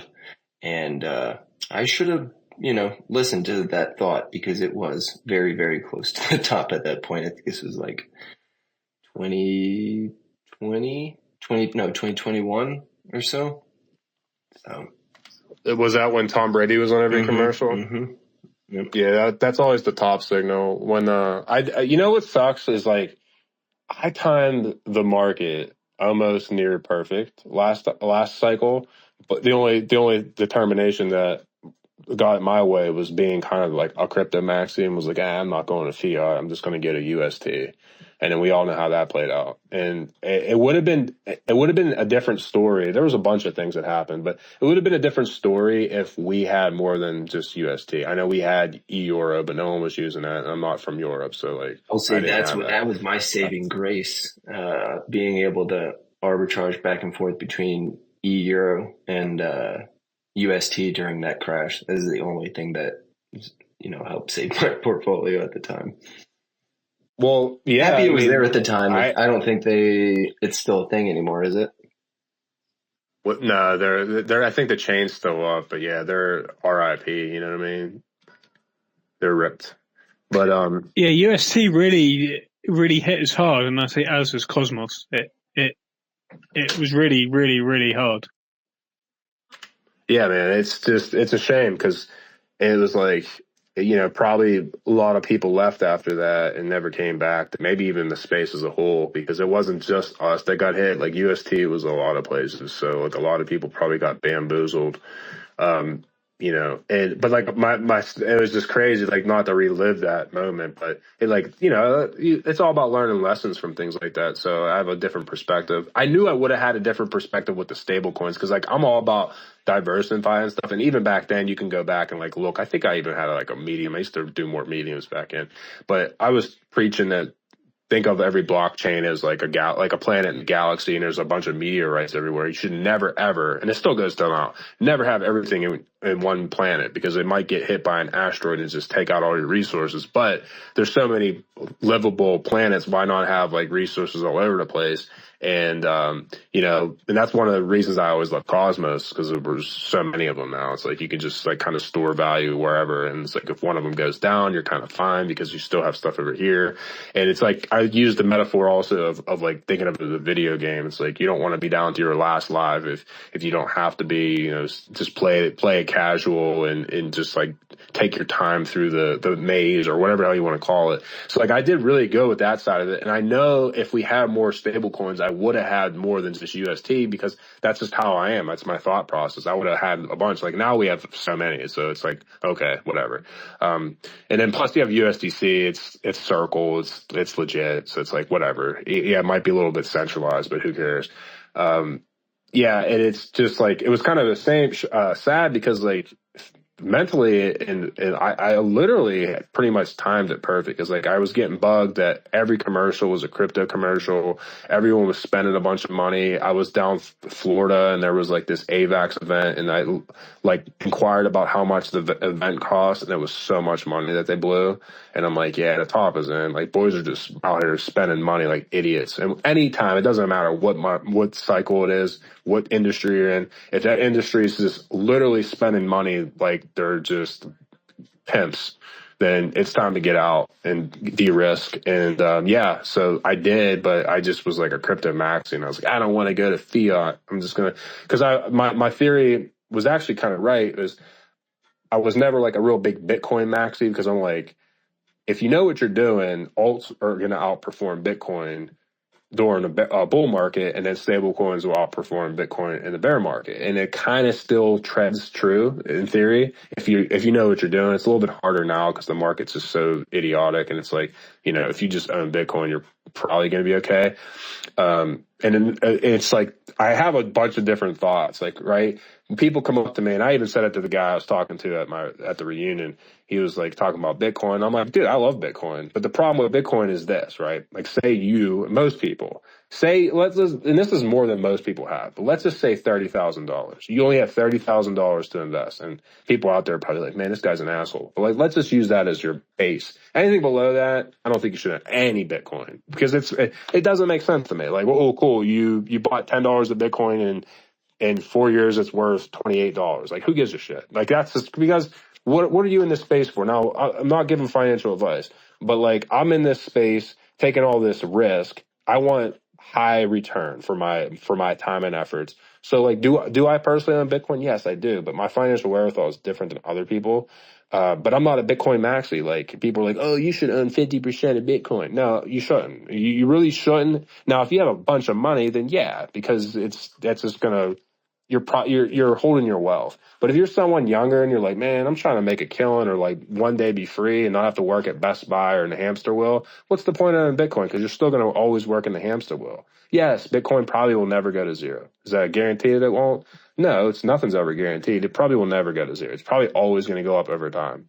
It just seems like the selected one. It's the old one. Even if people didn't like Bitcoin because it's slow or whatever, people collect shit. So people will collect Bitcoin because it was the first. That's just how humans are. Like, why are video games worth $200,000? Because it hasn't been touched. Same with it's in NFTs. perfect Like, condition. punks will have Yeah. a place in history within crypto. Like, even if people think the art is shit, there's still relative value there because of that historical aspect of it. Exactly. So, like, it's just like they do a good job of marketing Bitcoin to make people want to buy that. And if that's your first entry point, that's fine. But again, it's like, what is your goal? Like, I don't think people in this space are just as investors, because that's what I did for 8 years before this space. Most people don't have any goals. They don't have any outline. They don't have any guide book or whatever they're going to hold themselves accountable to. Like, hey, if this does this, I'm going to do this. It's like why coding is good, if, buts, and buts. Like, if this, and you create that. And that should be how people invest too. It's like, have actual goals.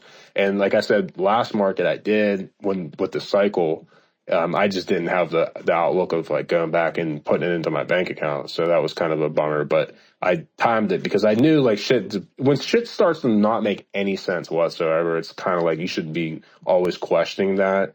And, but anyhow, back to my Bitcoin thesis is, like, what really is the point? Now, if you're like, I'm cool, I just want to keep adding money over time and I don't want to lose money, then that's fine. Just, but I would just venture to say, go buy the S&P 500 then. It's just like, because that's historically guaranteed, because you own all these different companies, and it's like, it's going to go up just because of how inflation's set, and the value of money and everything. It's just going to go. Maybe traditionally that same money is actually losing value over time because it's not worth as much, and the dollar's basically since like forever, it's down like 99% of what you could used to buy it for back in the day. But I just think, like, if you're younger, and you should take more risk anyways, because like worst case, you just like get off the term. It's why I like boxing. You get knocked down, get your ass back up, figure it out. I love baseball too, because it's a game of failure. You fail 7 out of 10 times, you're considered great at it. It's the only sport that you can literally suck for seven out of 10 times, and then you get to hit 3 times and you're considered like amazing. Yeah, at with doing crypto, it. you don't get CTE, so it's even better risk reward ratio. Yeah, exactly. And you don't even need to, generally, you don't even need to hit one, 30% of the times. You only need to hit maybe 1 or 2 out of 100. And maybe that does the number, because shit just doesn't make sense. The market is getting more mature. So, I don't know if like everything's just going to always go up, but, I do think a lot of top 1 to 300 tokens, not all of them, but like a good amount of those will probably rip hard. Like, some of them won't make any sense this market. If we get a market that, if they cut in interest rates and, all that type of stuff, then we should be okay. I'm not going anywhere. I think we're cool. I just think the market's not going to do anything until like election time, in my opinion. But what up, Pantera? Yo, what up, HOSS? How you doing, man? What's going on, man? Good. Yeah, we're on the map, by the way, right? Yeah, it was funny because I was thinking about when you were talking earlier about like meeting people like normies out in the wild and them talking about crypto.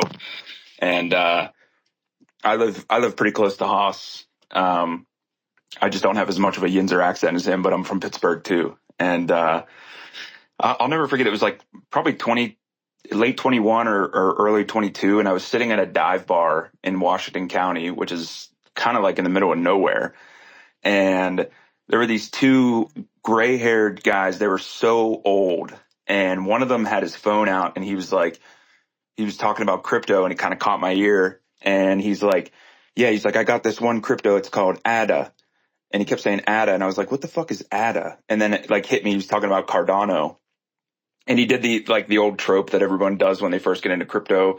And he's telling his buddies like, yeah, so I've got, 1,000 ADA in this account. And like, if each ADA goes to, $10 or whatever, and like comparing it to whatever, like Ethereum, he's like, it could even go to 1,000 per ADA with like no idea of supply or market cap or anything. And he's just like going on and on. And I didn't even comment on it because I was like, these guys are just total retarded boomers.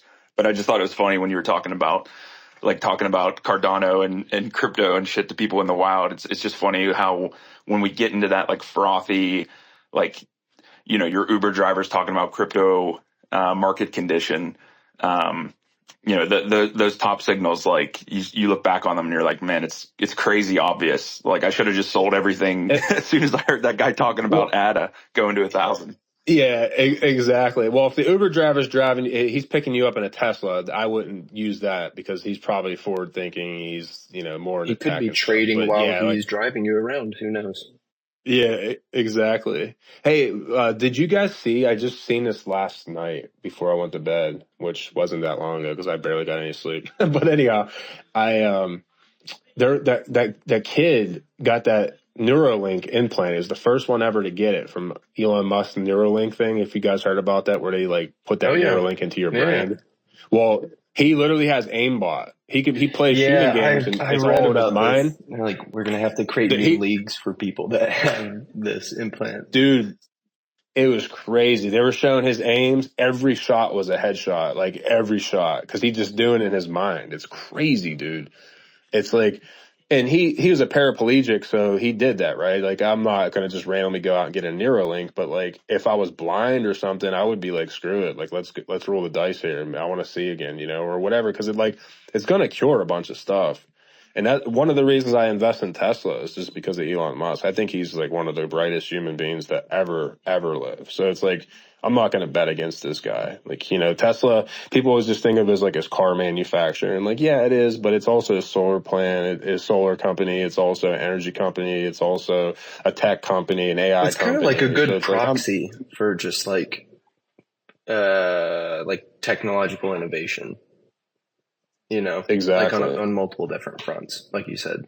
Yeah. And it was not too long ago. It was down in like 170 range. Now it's at like 260 or whatever. So, like for stocks, that's drastic, I always laughed. Excuse me, I don't want to say the word, but I always think people are like kind of, if you ever like want to go check out what we would call it CS, crypto stock, but I don't know if that's a thing. We just say CT. Go check out that market and see when people are tweeting. It's hilarious, bro. They're like, they freak out when they're down 2.9% on the day. It's like, what the fuck? Like, that's like, dude, I'm probably down 20% as we're talking right now on something. Like, it's just like, who gives a shit? They freak out. It's like, oh, Nvidia's down 2%. It's like, all right, cool. Like, who cares? It's hilarious how, that market, the people that, I kind of get entertainment. I'll just like look at some people that literally they'll have a lot of followers too. 60, 100,000 followers, and they just talk about stock and look at charts and all this shit, and they freak out when they're down like 2% on the day. It's just so hilarious. They don't have ice in their veins like we all do. We have such ice in our veins, especially ones that were around during the bear market. You literally have ice in your veins. You are undeterred, bro. Like, you are the man or woman. You are the shit, because it's like, screw it, we're down. But that's some of my buddies. Like, some of my buddies I grew up with, they were like, "What are you up to?" And I was kind of telling them about the crypto stuff. And the one dude's like, "I can't do that, man. There's too many crazy swings." I'm like, "Yeah, you just get used to it." I said, "It is what it is. You just like look at it." But you have to have the money to like be able to do stuff like that. Why? Like, I did taxes for 8 years and looked at people's shit and their investments, and the ones that I like would do, and I would see that they had like I would see them over and over again that had like good runs. Like, they were just undeterred, like they were like, say they had like they were a millionaire, right? Like, let's just use that as an example. They had like $5 million. Well, dude, they would have 100, 200K in the market, and sometimes it would get on to like 60, 70K. They were just undeterred, but they would run that 200 up to like 1.5. It's because they're undeterred. I think in this market, there's a lot of smaller fish, so to speak. And maybe you put in $1,000 and it runs down to 200, and then you sell because you just like need that money. And it's like, it's unfortunate because that's not how you invest. Like, really, to be okay, is like that money, you really shouldn't need it. If you need it in the short term, then you shouldn't be really dabbling, because you're just kind of speculating, gambling. Then maybe you just want to do Bitcoin. It's like, okay, I can get it from that perspective. But if you're trying to like if you're trying to dominate, like, to me, it just doesn't make any sense unless you're if like, you need that money short term. Yeah, speculating is probably not your best option. Yeah, because like, what's the point? It's like, I don't know. Because I think like, to me, my goal would be, if I was younger. I'm not younger now. I'm not old, but I'm not, young. You've broken the plane of 40? No, close to it though. But if I was, I would be like, all right, bro, like, I don't care, because I've always been a gambler and a hustler my entire life. I would be like, I don't care if I lose X amount of money, but I'm gonna do it, right? I'm gonna dominate. I would not buy any Bitcoin, because it's like, okay, it's right now it's at 65 or whatever. We'll just say it's less than it, but say 65. Like, what am I gonna do? Best case scenario, I'm gonna 2x my money. Like, I would just go play poker or something. Like, you know what I mean? Like, what the fuck? 2x, like, ooh, cool. Like, a 2x my money. Like, what's that going to do? Especially if it's only a few $1,000s. Like, that's cool. Like, I'm not hating on anyone. I don't want you to think I'm a dick for like saying it. I'm just saying, if you're doing that, like, I'm trying to roll that too into like, like 20 or 25 or 30, like, and then you can take that and then you're good. Like, then you can like, then you can little Bitcoin. Then you can become Amish. That's the goal, right? We're going back to that. Buy a couple guns, buy a few guns and some ammo, and then just go build like a little shack in the woods. Exactly. I'm going to go and grab some food. I think are you shutting shop in a couple of minutes, or am I an hour out on my timing? Either way, I'm getting some food, but we're still listening. What are you getting, by the way? I'm interested in what your food choice is. This is where I don't know. My wife's made it, and she said we're having dinner, so she's cooked us some nice foodies for us and the kids. Such is life, boys. Such is life. Yeah, have a good meal. I know it's later for you. It's only 11 a.m. for me. I usually I don't eat till about like 2 or 3 now, and same. It's the best way to shed weight, bro. Like, the best way. Like, I'm not as active as I used to be. Like, I still probably burn like 1,000 calories a day. That's on a good day. Because I'm just always on the computer. And there's some days I do a lot more or whatever. There's days where that's my workout is literally 1,000. Like, I'm doing whatever I'm doing hard as hell till whatever I get to at least 1,000 calories. But yeah, dude, I shed so much weight. Like, I went from like 220-ish down to like right now I'm at like, I don't know, 183, 184, like, got my abs back and shit. It was really just because I started to stop eating like shit and just kind of fast. Like, I'll eat from about like, depends. I'll start at 2 maybe sometimes, usually about 4 until about midnight. And that's usually just like 2 different things. And I'll munch a little bit, but I kind of cut bread for the most part. I still eat pizza sometimes, but cut that bullshit out. Don't drink as much as I used to, because usually when I would drink, I would be okay, but it would be like that's just that pressure of like hammering carbs, because you need to suck that, keep the buzz going, or lessen the buzz because you want the carbs. But I cut that shit out for the most part, and just eating kind of good. And dude, I went from 220 down to like low at 180s, and I feel good now. Like I'm not tweaking my knee and shit getting out of bed like I was before. And it's all because I just don't eat a bunch of food during the day. Like I feel like that's all you need to do. It works. People go, oh, it works for you and not for me. Well, you haven't tried it. Like it does suck for about a week. Your body's like hates you. It's like, what's going on? Why aren't you eating right now? You're so used to, but like once your body just gets used to it and you don't get hungry.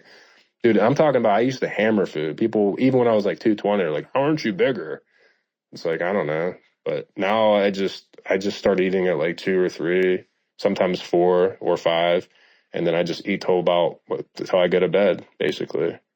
And then I lost a lot of weight doing that. So it works. That's all I could say. You're younger, do what you want. Your metabolism, you're young, doesn't matter as much.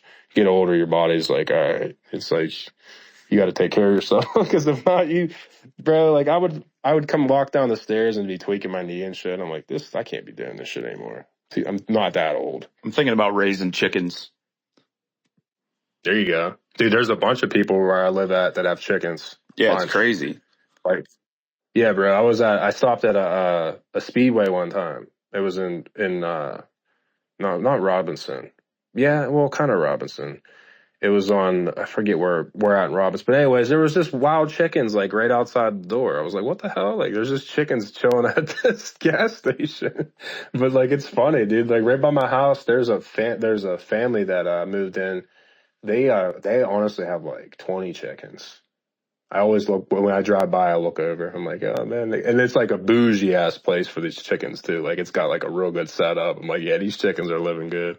Yeah, and they lay like 1 egg a day, so you get insane. You get more eggs than you can eat, and you don't have to refrigerate them if they're natural. You can just leave them on the counter. It's kind of nuts.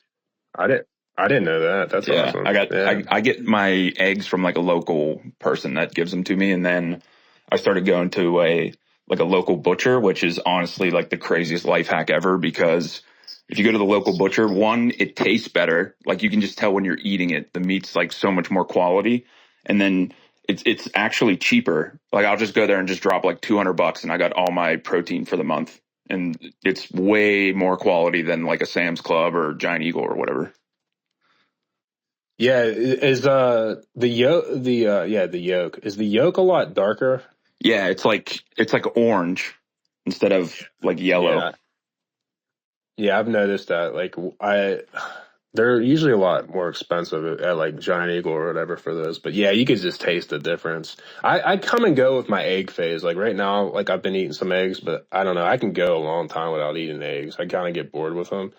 But I make like Mexican style. Like I do the corn tortillas up and like eggs, like yolky eggs, and sometimes I'll throw bacon and stuff like that or whatever. But I make it with a little sauce on it. They're pretty good. They're fire. I do guac on it too. They're fire. And but I get over eggs sometimes. And then there's phases where I'm like, I just want to eat eggs all the time. Yeah, So I crush it's weird, eggs every day. But I don't eat like with hot sauce. Yeah, and I don't eat. There you go. And I don't eat breakfast, so it's like if I do eat eggs, it's like for afternoon or night. I love eating breakfast at nighttime though, like before bed. I'm like, yeah, I want some breakfast. Brenner. But, yeah, man. What have you been up to? Like, I know you were working on that like chain abstraction wallet and stuff like that. How's that going? Yeah, we got some stuff cooking, so not quite ready to announce it yet. But we kind of spent like the last 2 years working on the account side of things. I guess right now, like it's just like a wallet alternative, which nobody really wants to change their wallet. But we got another team building within our ecosystem, and they're coming up with something really cool that I think it will be really relevant for a lot of people. Like basically, you see a lot of people will post on the timeline about like some new coin or some position or like an LP or something that they like. And then everybody in the comments like, what the fuck is this? How do I get this? Or, you know, especially if it's an ecosystem they've never been in before. So we figured out a way to basically just turn that into like a URL, like a simple link. And then you go there and you can just deposit like whatever common asset you have. So if you have ETH, or ETH on any layer 2 or Atom or like even eventually Bitcoin Solana, you just deposit it and then it does all the routing and swapping, and it can get into an NFT, it can get into an LP, it can get into a new like meme coin or whatever. So we're going to open it up and allow anybody on the timeline, whether that's like an influencer or even like protocols themselves or people that make content about, you know, like different farm strategies and stuff. We're going to open that up so that they can create their own links, and then we'll do like a leaderboard type thing where you can earn points based on how much volume's going through those links. Nice. Yeah, man. I know you seemed to be a little bit more open-minded on your portfolio thinking. You weren't just totally a Cosmos guy. So how's that going? Because I know like I don't know, I don't want to say got hate, but a lot of people got turned off when I was talking about Solana under like $10, you know, and I was like, I get to, when I don't know how I invest. My investment strategy is a little weird, but it works. Is, you know, I always say, oh, I'll buy when it's in blood in the streets, blah, blah, blah. I don't really do that. I do a lot of stuff off of like just my gut intuition. And I was like, you know what? Solana's either going to zero, which it's not, or it's just like such a good buy right now. And it was like the same time they were talking about coming out with their mobile phone too. And I was just like, you know what? Screw it. Like, I'm going to get a position. And obviously that worked.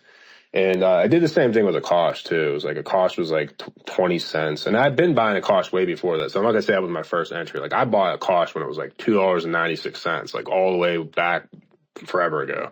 And, but I didn't like, I kind of like gave up on it a little bit. I kept my position, but like I kind of just gave up on buying. And then it just got so ugly. And I was like, I got to buy some, because then it made my $2.96, my entry point a lot less per, you know. So like that's kind of some of the stuff I think about too. Is like, oh, well, I bought this. It's kind of an L right now, but like let me get my entry point even lower, because then it's not as big of an L if this goes up. And I said the same thing. I was like, a Kosh is either going to zero, which is not, or this is like a great buy. And I did that. And, you know, I share, like, I don't just like show like, oh, let me go back in time and quote retweet what I did back, blah, blah, blah. Like I could, because I mean, the proof is in the pudding. But, yeah, I bought Solana. I mean, I wish I bought more Solana, to be honest with you. And I still think it's a good buy. Like, I think Solana is a winner. Like, people could say whatever, it crashes. I think it's a good thing if it crashes, because that means people are actually fucking using it and they're pushing it to its limit. So, because I'm the type of individual, I like race cars, and I like go into like racetrack and stuff, and just the fascination of like how they built this immaculate car, right? It's like, how do you do that? Well, you take this car and the mechanic builds it as great as possible, and then he gives it to the driver and he says, go beat it up. And then the driver that's not the first time when he goes on the racetrack that he drove that car, you know, he's going out and he's beating it to shit and seeing if he can break it, right? And if he can, then fix it. And if he can't, then it's ready to go. And that's kind of like the whole strategy of Solana is like, well, we're just going to build it. It's going to break. We know it's going to break. Same thing with Windows. Like, I don't know if anyone's older and used to use Windows, but like Windows 95 and all that shit used to blue screen all the time. And so it's like, whatever. Like, I don't care. We're still early. It doesn't break as much anymore. I think it'll still go down again. I think when they do that jump validator set and bring jump in, it's going to go down for sure. I would bet anything on it that it goes down, and it's not going to deter me. I'll probably buy more of it. So anyhow, what have you been up to, or like been interested in the market for yourself? Yeah, I completely miss Solana. Like I mean, I've been so like heads down focused on just trying to get like the product and shit going. So it's been hard for me to degen as hard as I usually do. Especially like since before I was more of like a content creator focused, and now I'm more like, I mean, I still make content, but it's like product focused stuff.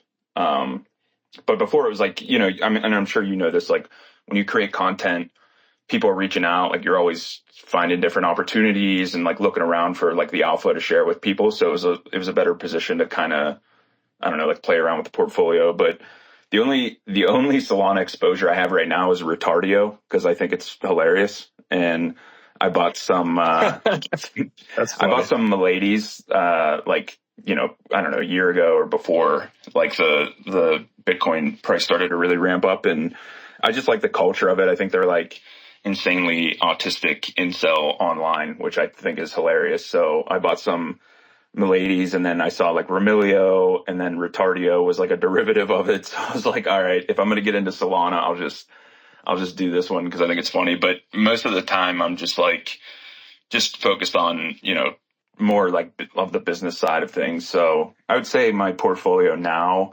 actually surprisingly, a lot of my portfolio is in ETH, which is like a total L. And I know that, but,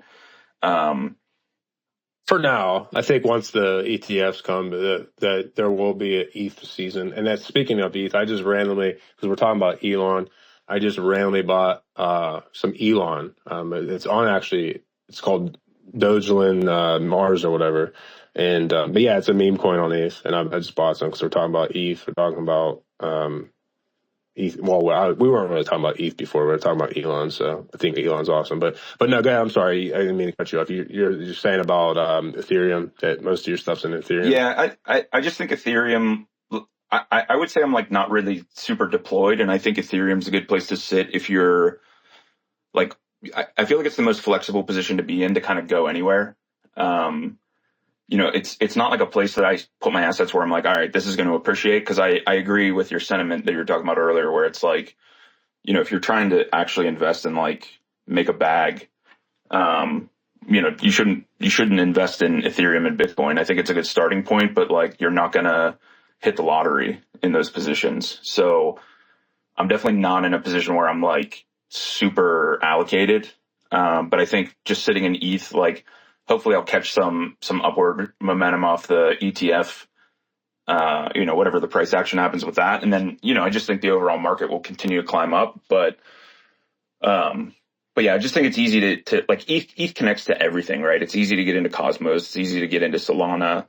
I just don't want to be in like some shitcoin position with a huge bag, and then like I find an actual gem and I'm like, fuck, I got to unwind this position. And like, I don't even remember how I did it. And it just causes all these headaches. And, you end up like losing your money or whatever. And like, that's not to like self-shill, but like, that's some of the problems that we're trying to solve, is like, we're just trying to make it so that like, if you have an intent and like you want to get into a new ecosystem, you just click a button and it's all self-custodied.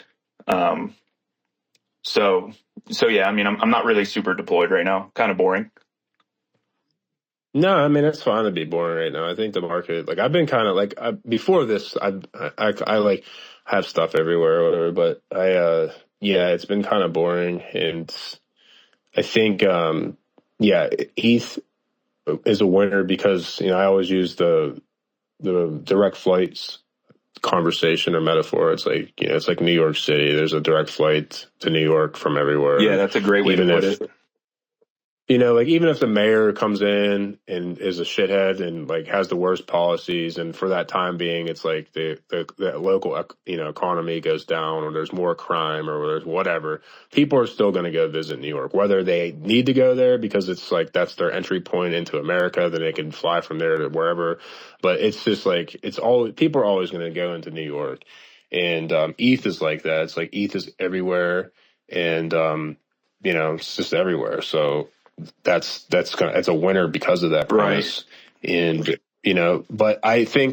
but I also think that VCs have yet to be able to price in applications on the application layer, and eventually they will, either because of just the space gets more mature, or they just become more mature as an investor and start to understand the space more.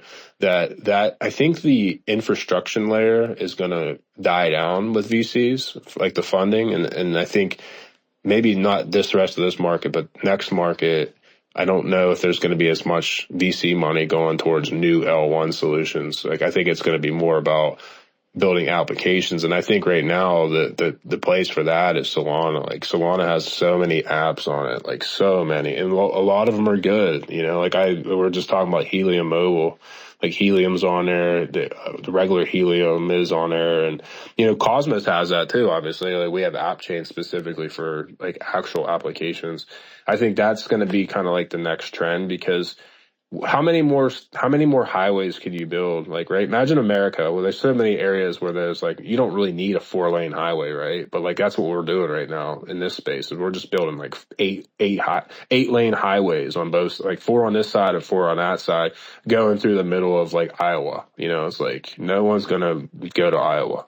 Maybe they're just going to drive to and from, and Cosmos is kind of maybe it's that to and from. How do we get money from that? I don't know, but through IBC or whatever, because IBC obviously works. There's been $0 hacked through IBC transactions, and there's been billions and billions lost for this other bullshit. But Iowa catching strays out here. Yeah, I don't know why I said Iowa. Maybe think of it, but yeah, it's like. You go through Iowa, there's going to be like, 2 lanes on one side, 2 on best case scenario for the most part. Even 80 that goes for anyone out there who's not American, 80 goes like across the entire country. And America is gigantic. It takes like, if you like don't take breaks, it takes like 3 days to go from one side to the other. And that's like not taking breaks, basically. It's just a big ass country. But like certain places in that country, like it's out in the middle of nowhere, there's no need to have 8 lanes. Like if you're in like LA or something. And, but like, that's what this space is doing, right? It's like there's empty block space everywhere. It's like, all right, we need stuff that's going to fill those blocks. And that's the applications, right? That's where the users are at. Those are the people that are going to use things that maybe they don't even care about crypto, or, they're just using the actual tech. And, for me right now, Solana is the only one that has that, and like a trove full. It's like, it seems like, you can go over there and people are using it, so I don't know. I didn't know that was going to happen per se, but like I was just like, oh yeah, it's just a good investment right now. It's down into the dumps, and most of the dumpage was from FTX, which had nothing to do with the actual tech. And maybe the pre-cycle of how high Solana went was all just bullshit. Just like maybe a lot of Cosmos went up to so much because UST was bullshit. And but that doesn't really necessarily negate the tech. It's just like was a bad experiment. And I think even with Solana, maybe that was just a bad experiment, having these idiots, in FTX and all that. But I still think like the tech is really good. They push the limits. So like I don't sell. So I've never sold any Solana ever. I've been just stacking. And, eventually I'll probably, like, my thing is for this market, it might change. I had I did this research a while ago, but I said October of 2025 is going to be like pretty much my de-risk time. And it has nothing to do with crypto. It's just the markets as a whole, with the debt cycles and historical patterns and everything. And so that's kind of like what I'm thinking. And until then, I'm just going. Like it is what it is. If it happens, if shit goes to zero tomorrow, whatever, it sucks. But I'm not going to be like scared about stuff going down. Even if Bitcoin went down a lot, I would be like, whatever. I wouldn't like it, but I would probably be buying some, because you were talking about being in positions and not being free. I've been like a big proponent of always having stable coins on standby, just for some random event, some crazy crash event. Hopefully we don't have another COVID, but like if another bullshit thing like that happened and shit got ugly, it's like that's the best time to buy, because no one has money. It's just like that's how it is. The only people that have money are like Warren Buffett and those idiots. They have the money to buy all this shit on the discount, but be a little micro Warren Buffett. So if you have money on standby at all times, it's usually a good thing to have. You're degen and you always wants to do something with it, but like, there's nothing wrong with staying pack or being, like you said, being boring or whatever. So yeah, I just don't think we've seen a narrative form around this cycle yet. And there's a lot of people out there that are like, there's so much like nihilism right now, and it's more than I've seen before, where like memes are popping off and they're honestly way overplayed at this point. And I think a lot of people that are in it for the tech, quote unquote, they're like getting really turned off. I even saw this one guy I follow, his name's like Tim44 or something. like went on this huge dramatic post yesterday about how he's leaving and he's been in the space for 20 years and it's like the worst he's ever seen it and he's never coming back. And, but like, I think back to the previous cycles, like especially the last one, there was a lot of the same stuff going on before any of the narratives picked up. And like, you know, whether a narrative is legitimate or whether it's just like liquidity driven, you know, cause you know, last cycle it's like money printing and low interest rates. So some of that's just like liquidity pouring into the market. And so that kind of like a narrative forms, whether it's the true reason or not. But last cycle was, you know, it was like Dogecoin was the big thing. And you had everybody and their mother talking about Dogecoin and Elon Musk bought it and all this stuff. But like that was pretty early in the cycle still. And it wasn't until later that, you know, like the UST sort of decentralized stablecoin thing caught on, protocol and liquidity caught on, you know, a bunch of little like different primitives and like neat Legos that were novel at the time. It wasn't until later in the cycle, if you plot it on like a 4-year chart, that those things really took off. And like even DeFi itself, like that term wasn't really used until DeFi summer 2020, when like Uniswap really caught on with like, you know, whatever AMMs and all that fun stuff. And like, if you look at a 4-year, if you track a 4-year cycle, like we're 4 years since DeFi summer. So we very well could see, you know, as an election comes in, a regime change comes in, interest rates go down. They could go down before the election. Who knows? But, I think they will, because it'll be a way for them to like kind of inject enthusiasm right before the election. I'm a little bit of a borderline conspiracy theorist, but I'm also like, I've been in the game long enough to know like the playbook already. So yeah, I would bet whatever that some sort of positive energy will get injected into the market. Yeah, I would say if you're not a borderline conspiracy theorist at this point, then you're just asleep at the wheel. But that's just my personal take on reality. Yeah, you're also you're one of those type of people, I call it sheep. You know, you're just a sheep.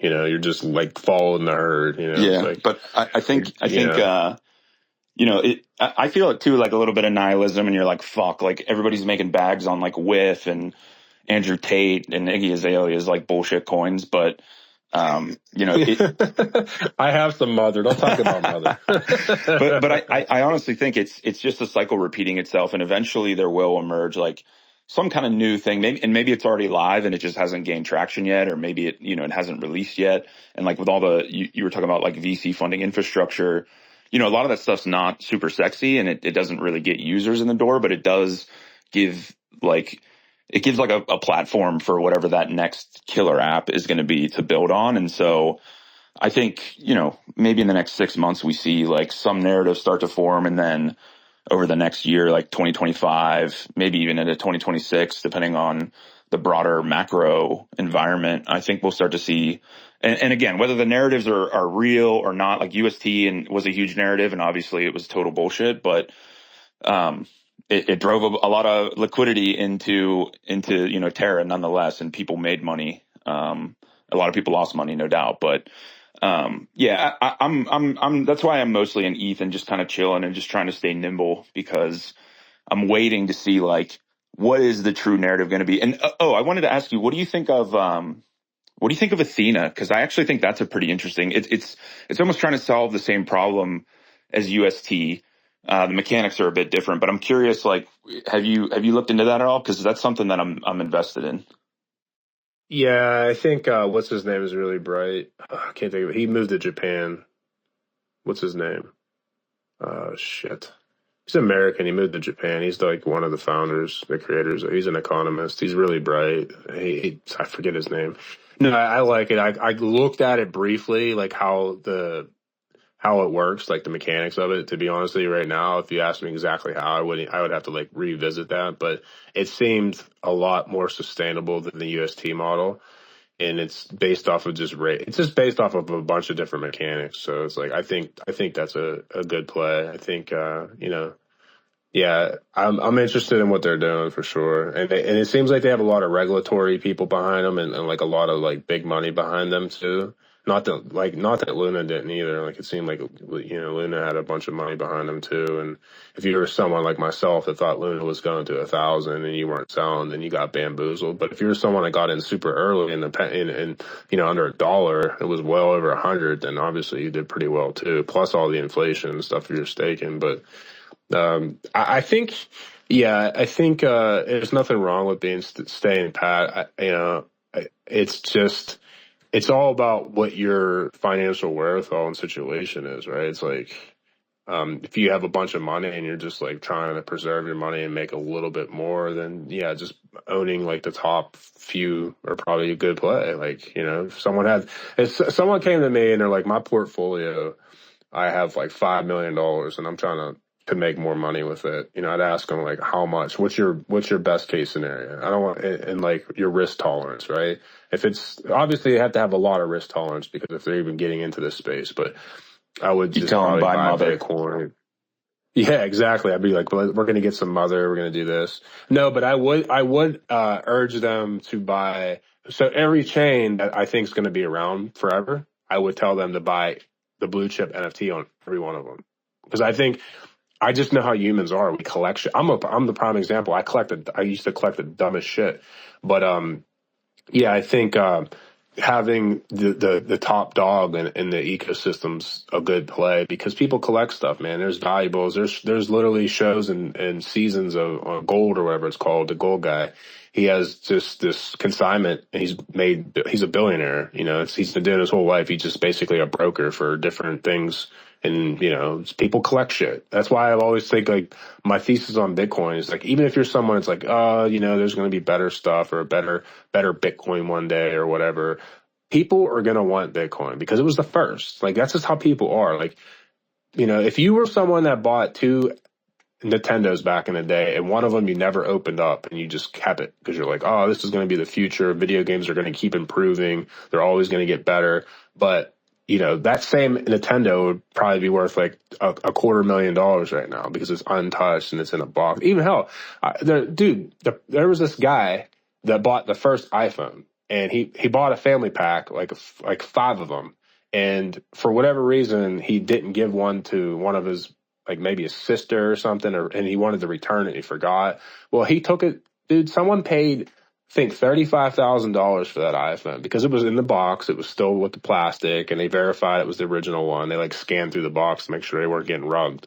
But dude, it was $35K and that's just an iPhone. Like, just like people collect shit. So like you would be remiss to think in the future, people wouldn't want a Bitcoin, like just one of them. Be like, oh yeah, I want one BTC. And then, I don't know, maybe it's worth what it is now. Who knows? But like, or Bitcoin does what it's supposed to do. And maybe that Bitcoin in the future is worth over millions. I don't know. But people are always going to want Bitcoin. Like, I think in no reality, it goes to zero. Like, no reality, just because of that. Even if people don't want it for what it's intended to right now, like but even that, it still would be people buy collectibles and buy cards and stuff because technically it's a store of value that goes up. Like, if you owned a Honus Wagner card and you bought it back in the day, now it's worth, like, if it's in good condition, it could be up to like, $10 million. And it's just a stupid baseball card. It's just, people collect shit. They want stuff that other people can't have. And what Bitcoin has is there's only 21 million of them ever. So, there's over 8 billion people. So someone is going to want one of those because it's like, oh yeah, I own one Bitcoin. And you're one person out of less than 21 million because there's going to be people that own more than that. So like, you're kind of in this exclusive group already, so like the demand's always going to be there, in my opinion, just because of that premise. And there's always going to be miners like having the system up. So it's not going to just like go away, unless I guess we get hit by meteorites and stuff like that, but whatever.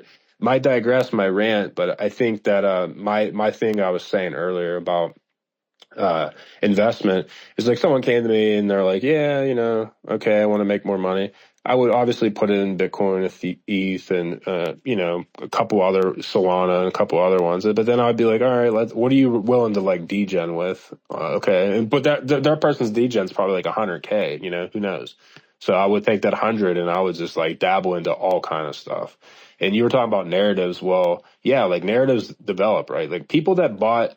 Like, I know we got Sentinel up here, Akash, Jackal, and all these different other assets, even like a Rye with AI and stuff. Like no one was talking about that stuff. DePIN didn't exist, right? Like no one was like DePIN. That acronym did not exist when these chains existed.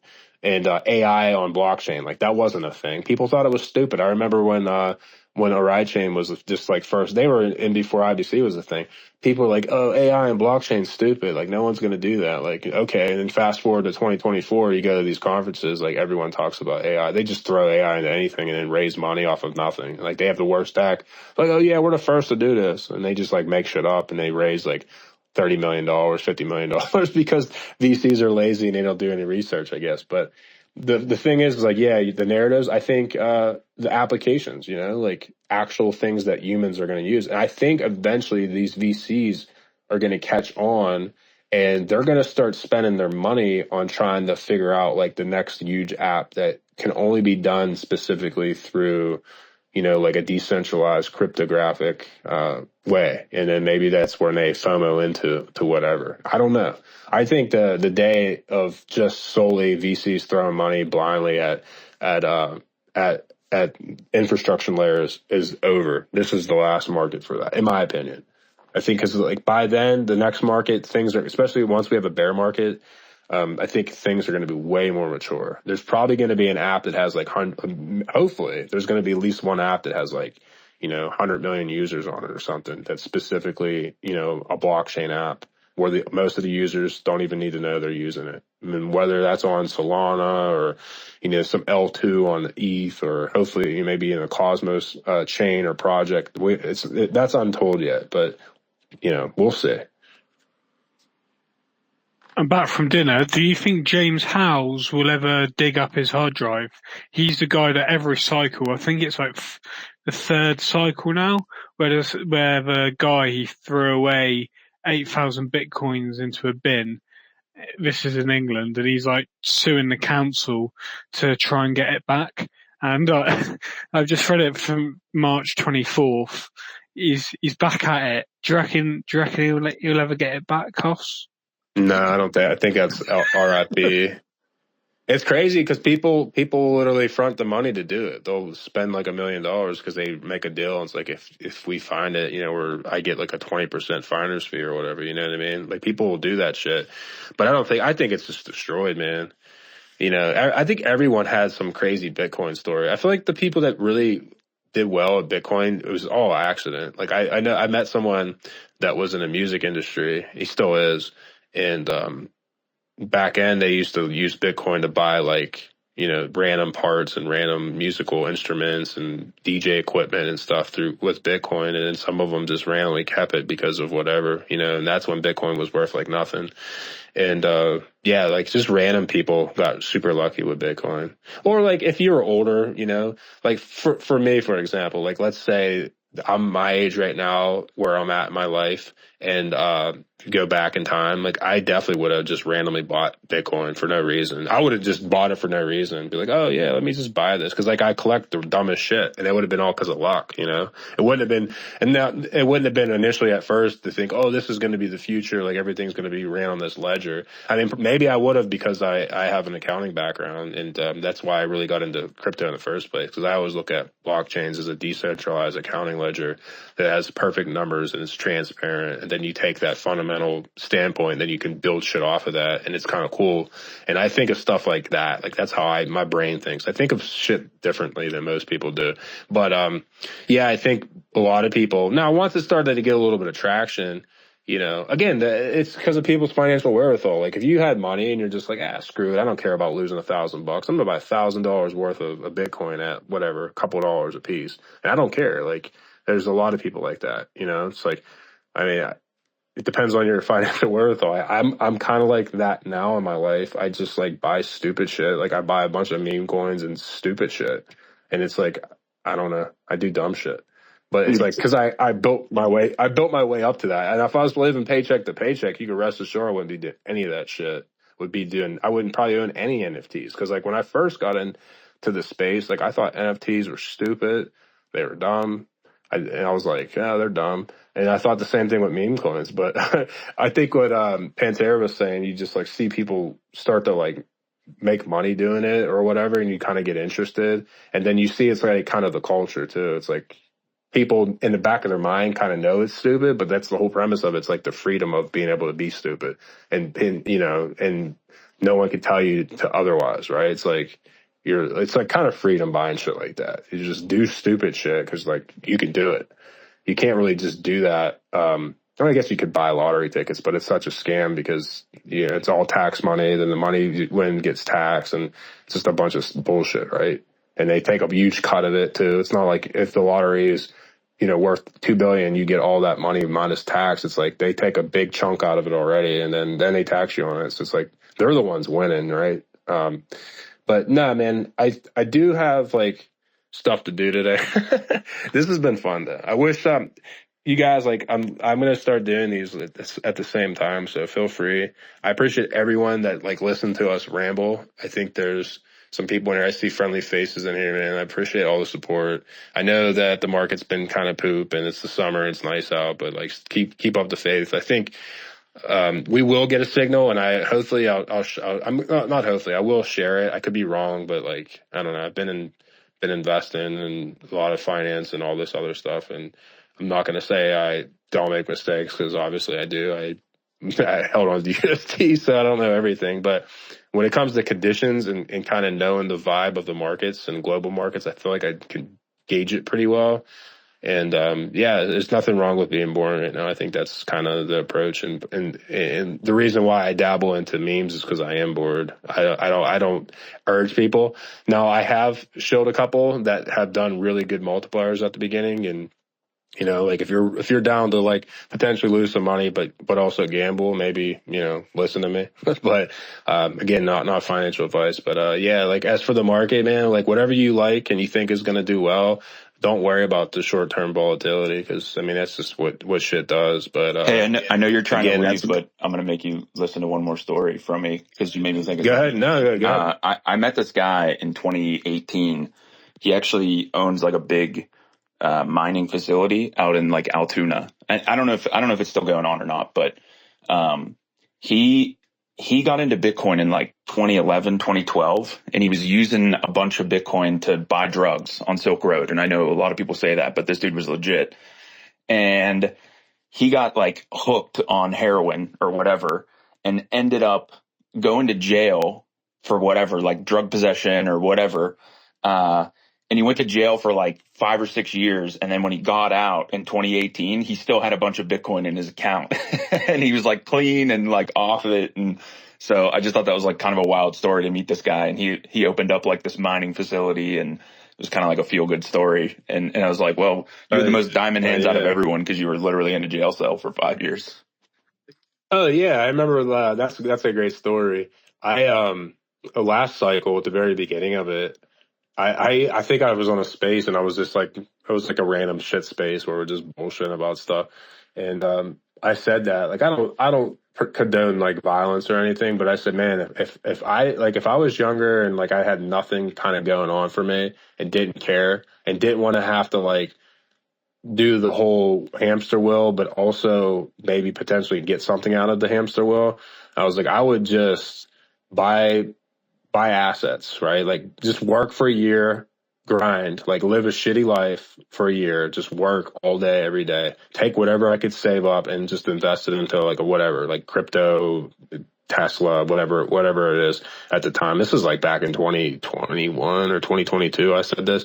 I was like, I would literally commit a crime. And I'm not urgent. Please, no one do this. Like, don't do this. This is just a random space that I was just freely talking. Again, we live in a free society. At least here we do. I was like, I'd commit a crime. It would be nothing heinous where I would like kill anyone or anything, but something where I can get some time served. I'd go in and then legit, like just, do my time, my sentence, and then come out, hope whatever I bought is like way up. Because, then you have no way to sell. You don't have any reason to sell too. It's just like whatever happens. Yeah. And that's crazy. Yeah, I'm sure there's probably other people too that actually physically did that too. But that's cool that you knew someone. I personally didn't know anyone that did that. But it would be kind of a good strategy in essence, because it's like you don't generally when you're in the pen, like you don't have any income, you don't pay taxes, you don't have any responsibilities. I wouldn't want to live in a cell or anything, but like, you know, if you're desperate, I guess, I don't know. But that's crazy, dude. I'm sure that Bitcoin was good for him. But imagine if he didn't sell any of it. Imagine if he still held on to it, because it's worth way more than it is now, or back then. Yeah, I guess he had to sell some of it for drugs, because that was what made him go to jail. Well, he invested it. He invested some of it too. I knew this. I forget who it was. Actually, it's an influencer. So it's a chick. She got into crypto 2018. And she bought a board yacht, or she actually was an artist. So she turned zero into a lot of money. So she was an artist, and she didn't know anything about crypto. And she was like, she heard people were like selling art on this blockchain thing. And she's like, I'm gonna go check it out. So she created a collection. I forget what the collection is. I don't even know if it's still around or did anything. But she made some money off of it. And then she took the money she made, and she only probably made like $1,000 or so off of it, maybe less. And then she bought a board yacht ape for $600, and then she flipped it when it turned. She's 15,000x, so she 150. She won. So basically, what 600 times 150 is like 90K, I think. So she turned $0 into like 90K. I think that's what the math is. I'm just trying to do it in my head, but whatever. Say it's 90K. She took that and then became like a content creator and invested in other crypto. So it was a pretty cool story too. Like she literally turned $0 into all of that. And now she's, who knows, probably worth millions of dollars, because she's been in the space. And I know she's an influencer. I've seen her story before. I don't even know if I follow her, and I don't even remember how I seen it. It was just like randomly looking for feel good stories. But no, dude, like that's cool about this space. And what else too about the space is awesome, before I like finally get off, is that you could be like anywhere. It doesn't matter. You know, as long as you have an internet connection, you're like in the game, you're part of the game, maybe at a different economic value than others, but you're still within the game. And, you know, you can turn nothing into like a lot, really. It's like the only place you can do that, except for maybe the casino. You can get lucky in the casino, but this is more calculated odds for you. But, no, dude, Altoona's cool. I was actually not too long ago in Altoona. One of my cousins got married in Altoona. So that's funny. It's out in the middle of nowhere. Free Ross. Hope he gets pardoned. Nice. But so yeah, man. Again, thank you, everyone. I know you let me ramble, and it's kind of like a only time. It's like kind of talking to like a psychiatrist, right? It's like I don't do that, but it seemed like I did just today. Talked about all kind of random shit. Probably alienated myself for a couple of comments I said. I apologize, but I guess I didn't, because you're still here. So anyhow. Yeah, man, life's good. All is well. Hope everything's good with everyone. If you guys need anything, always reach out. You know, like I said, my goal, obviously, I like want to have freedom, and that's why I'm in this space, because it is freedom. But to be free from the hamster wheel, and I want that for everyone. So if you're listening, you're in a hamster wheel, there's hopefully this market allows you to get out of it, so you can do stuff that you want to do and not do stuff because you have to do it. And I don't know. I think the space offers that. And also, I urge everyone, I don't care what your background is in, to try to get involved in this space in one shape or another, because I believe it's going to exponentially keep growing in size. And there's going to be a lot of people that need help with things, and, you know, things that you can't even think of right now. But one thing I've learned is, you know, it's cool if you have a degree. I have a college degree, but that doesn't make me better than someone that doesn't have a degree. I think that everyone in this space has a leg up on people that do have a fancy degree in whatever they do. And you actually are more valuable because you're a user of things. And if you use things, you learn things and you understand things and blah, blah, blah, et cetera. And you're more valuable than someone that's like, you know, like if I started a chain up, right, and we needed like people for XYZ positions, I'm looking for people that are native in crypto. Like my questions are like, when did you get into crypto? Okay. What did you do in crypto? I don't care if you like worked in crypto, but like, what have you been doing? Like, what's your favorite chain? I'm going to ask you all crypto questions, and then maybe I'll get into your marketing or whatever position is. But I think that's going to be the play. So if you're in this space, man, like get involved. Like I literally, it's crazy. I was having a good time on osmosis, and, you know, was just like, let me get this Telegram shit and all this other stuff. And I started helping out in Telegram, and then fast forward, you know, I'm doing all this stuff now. It's pretty wild and incredible, to be honest with you. But Yeah, if I could do it, anyone could do it. So that's the moral of the story. So get involved. I don't care where you live or whatever. And obviously, if you speak English, you have a leg up because sadly, it's mainly English in this thing. But that'll change too. So if you have 4 other languages, you're even more valuable. So anyhow, get involved and have a great time. And yeah, man, cheers, everyone. Take care. Thank you, Pantera, for stopping by. Sentinel. I see a bunch of people: MarginX, Maria, Orbitant, Jay Smiles, John, Chill Vibes, Zentella, Artists, Tim, Mika, Green, all you guys. Take care. Cheers. Have a good one.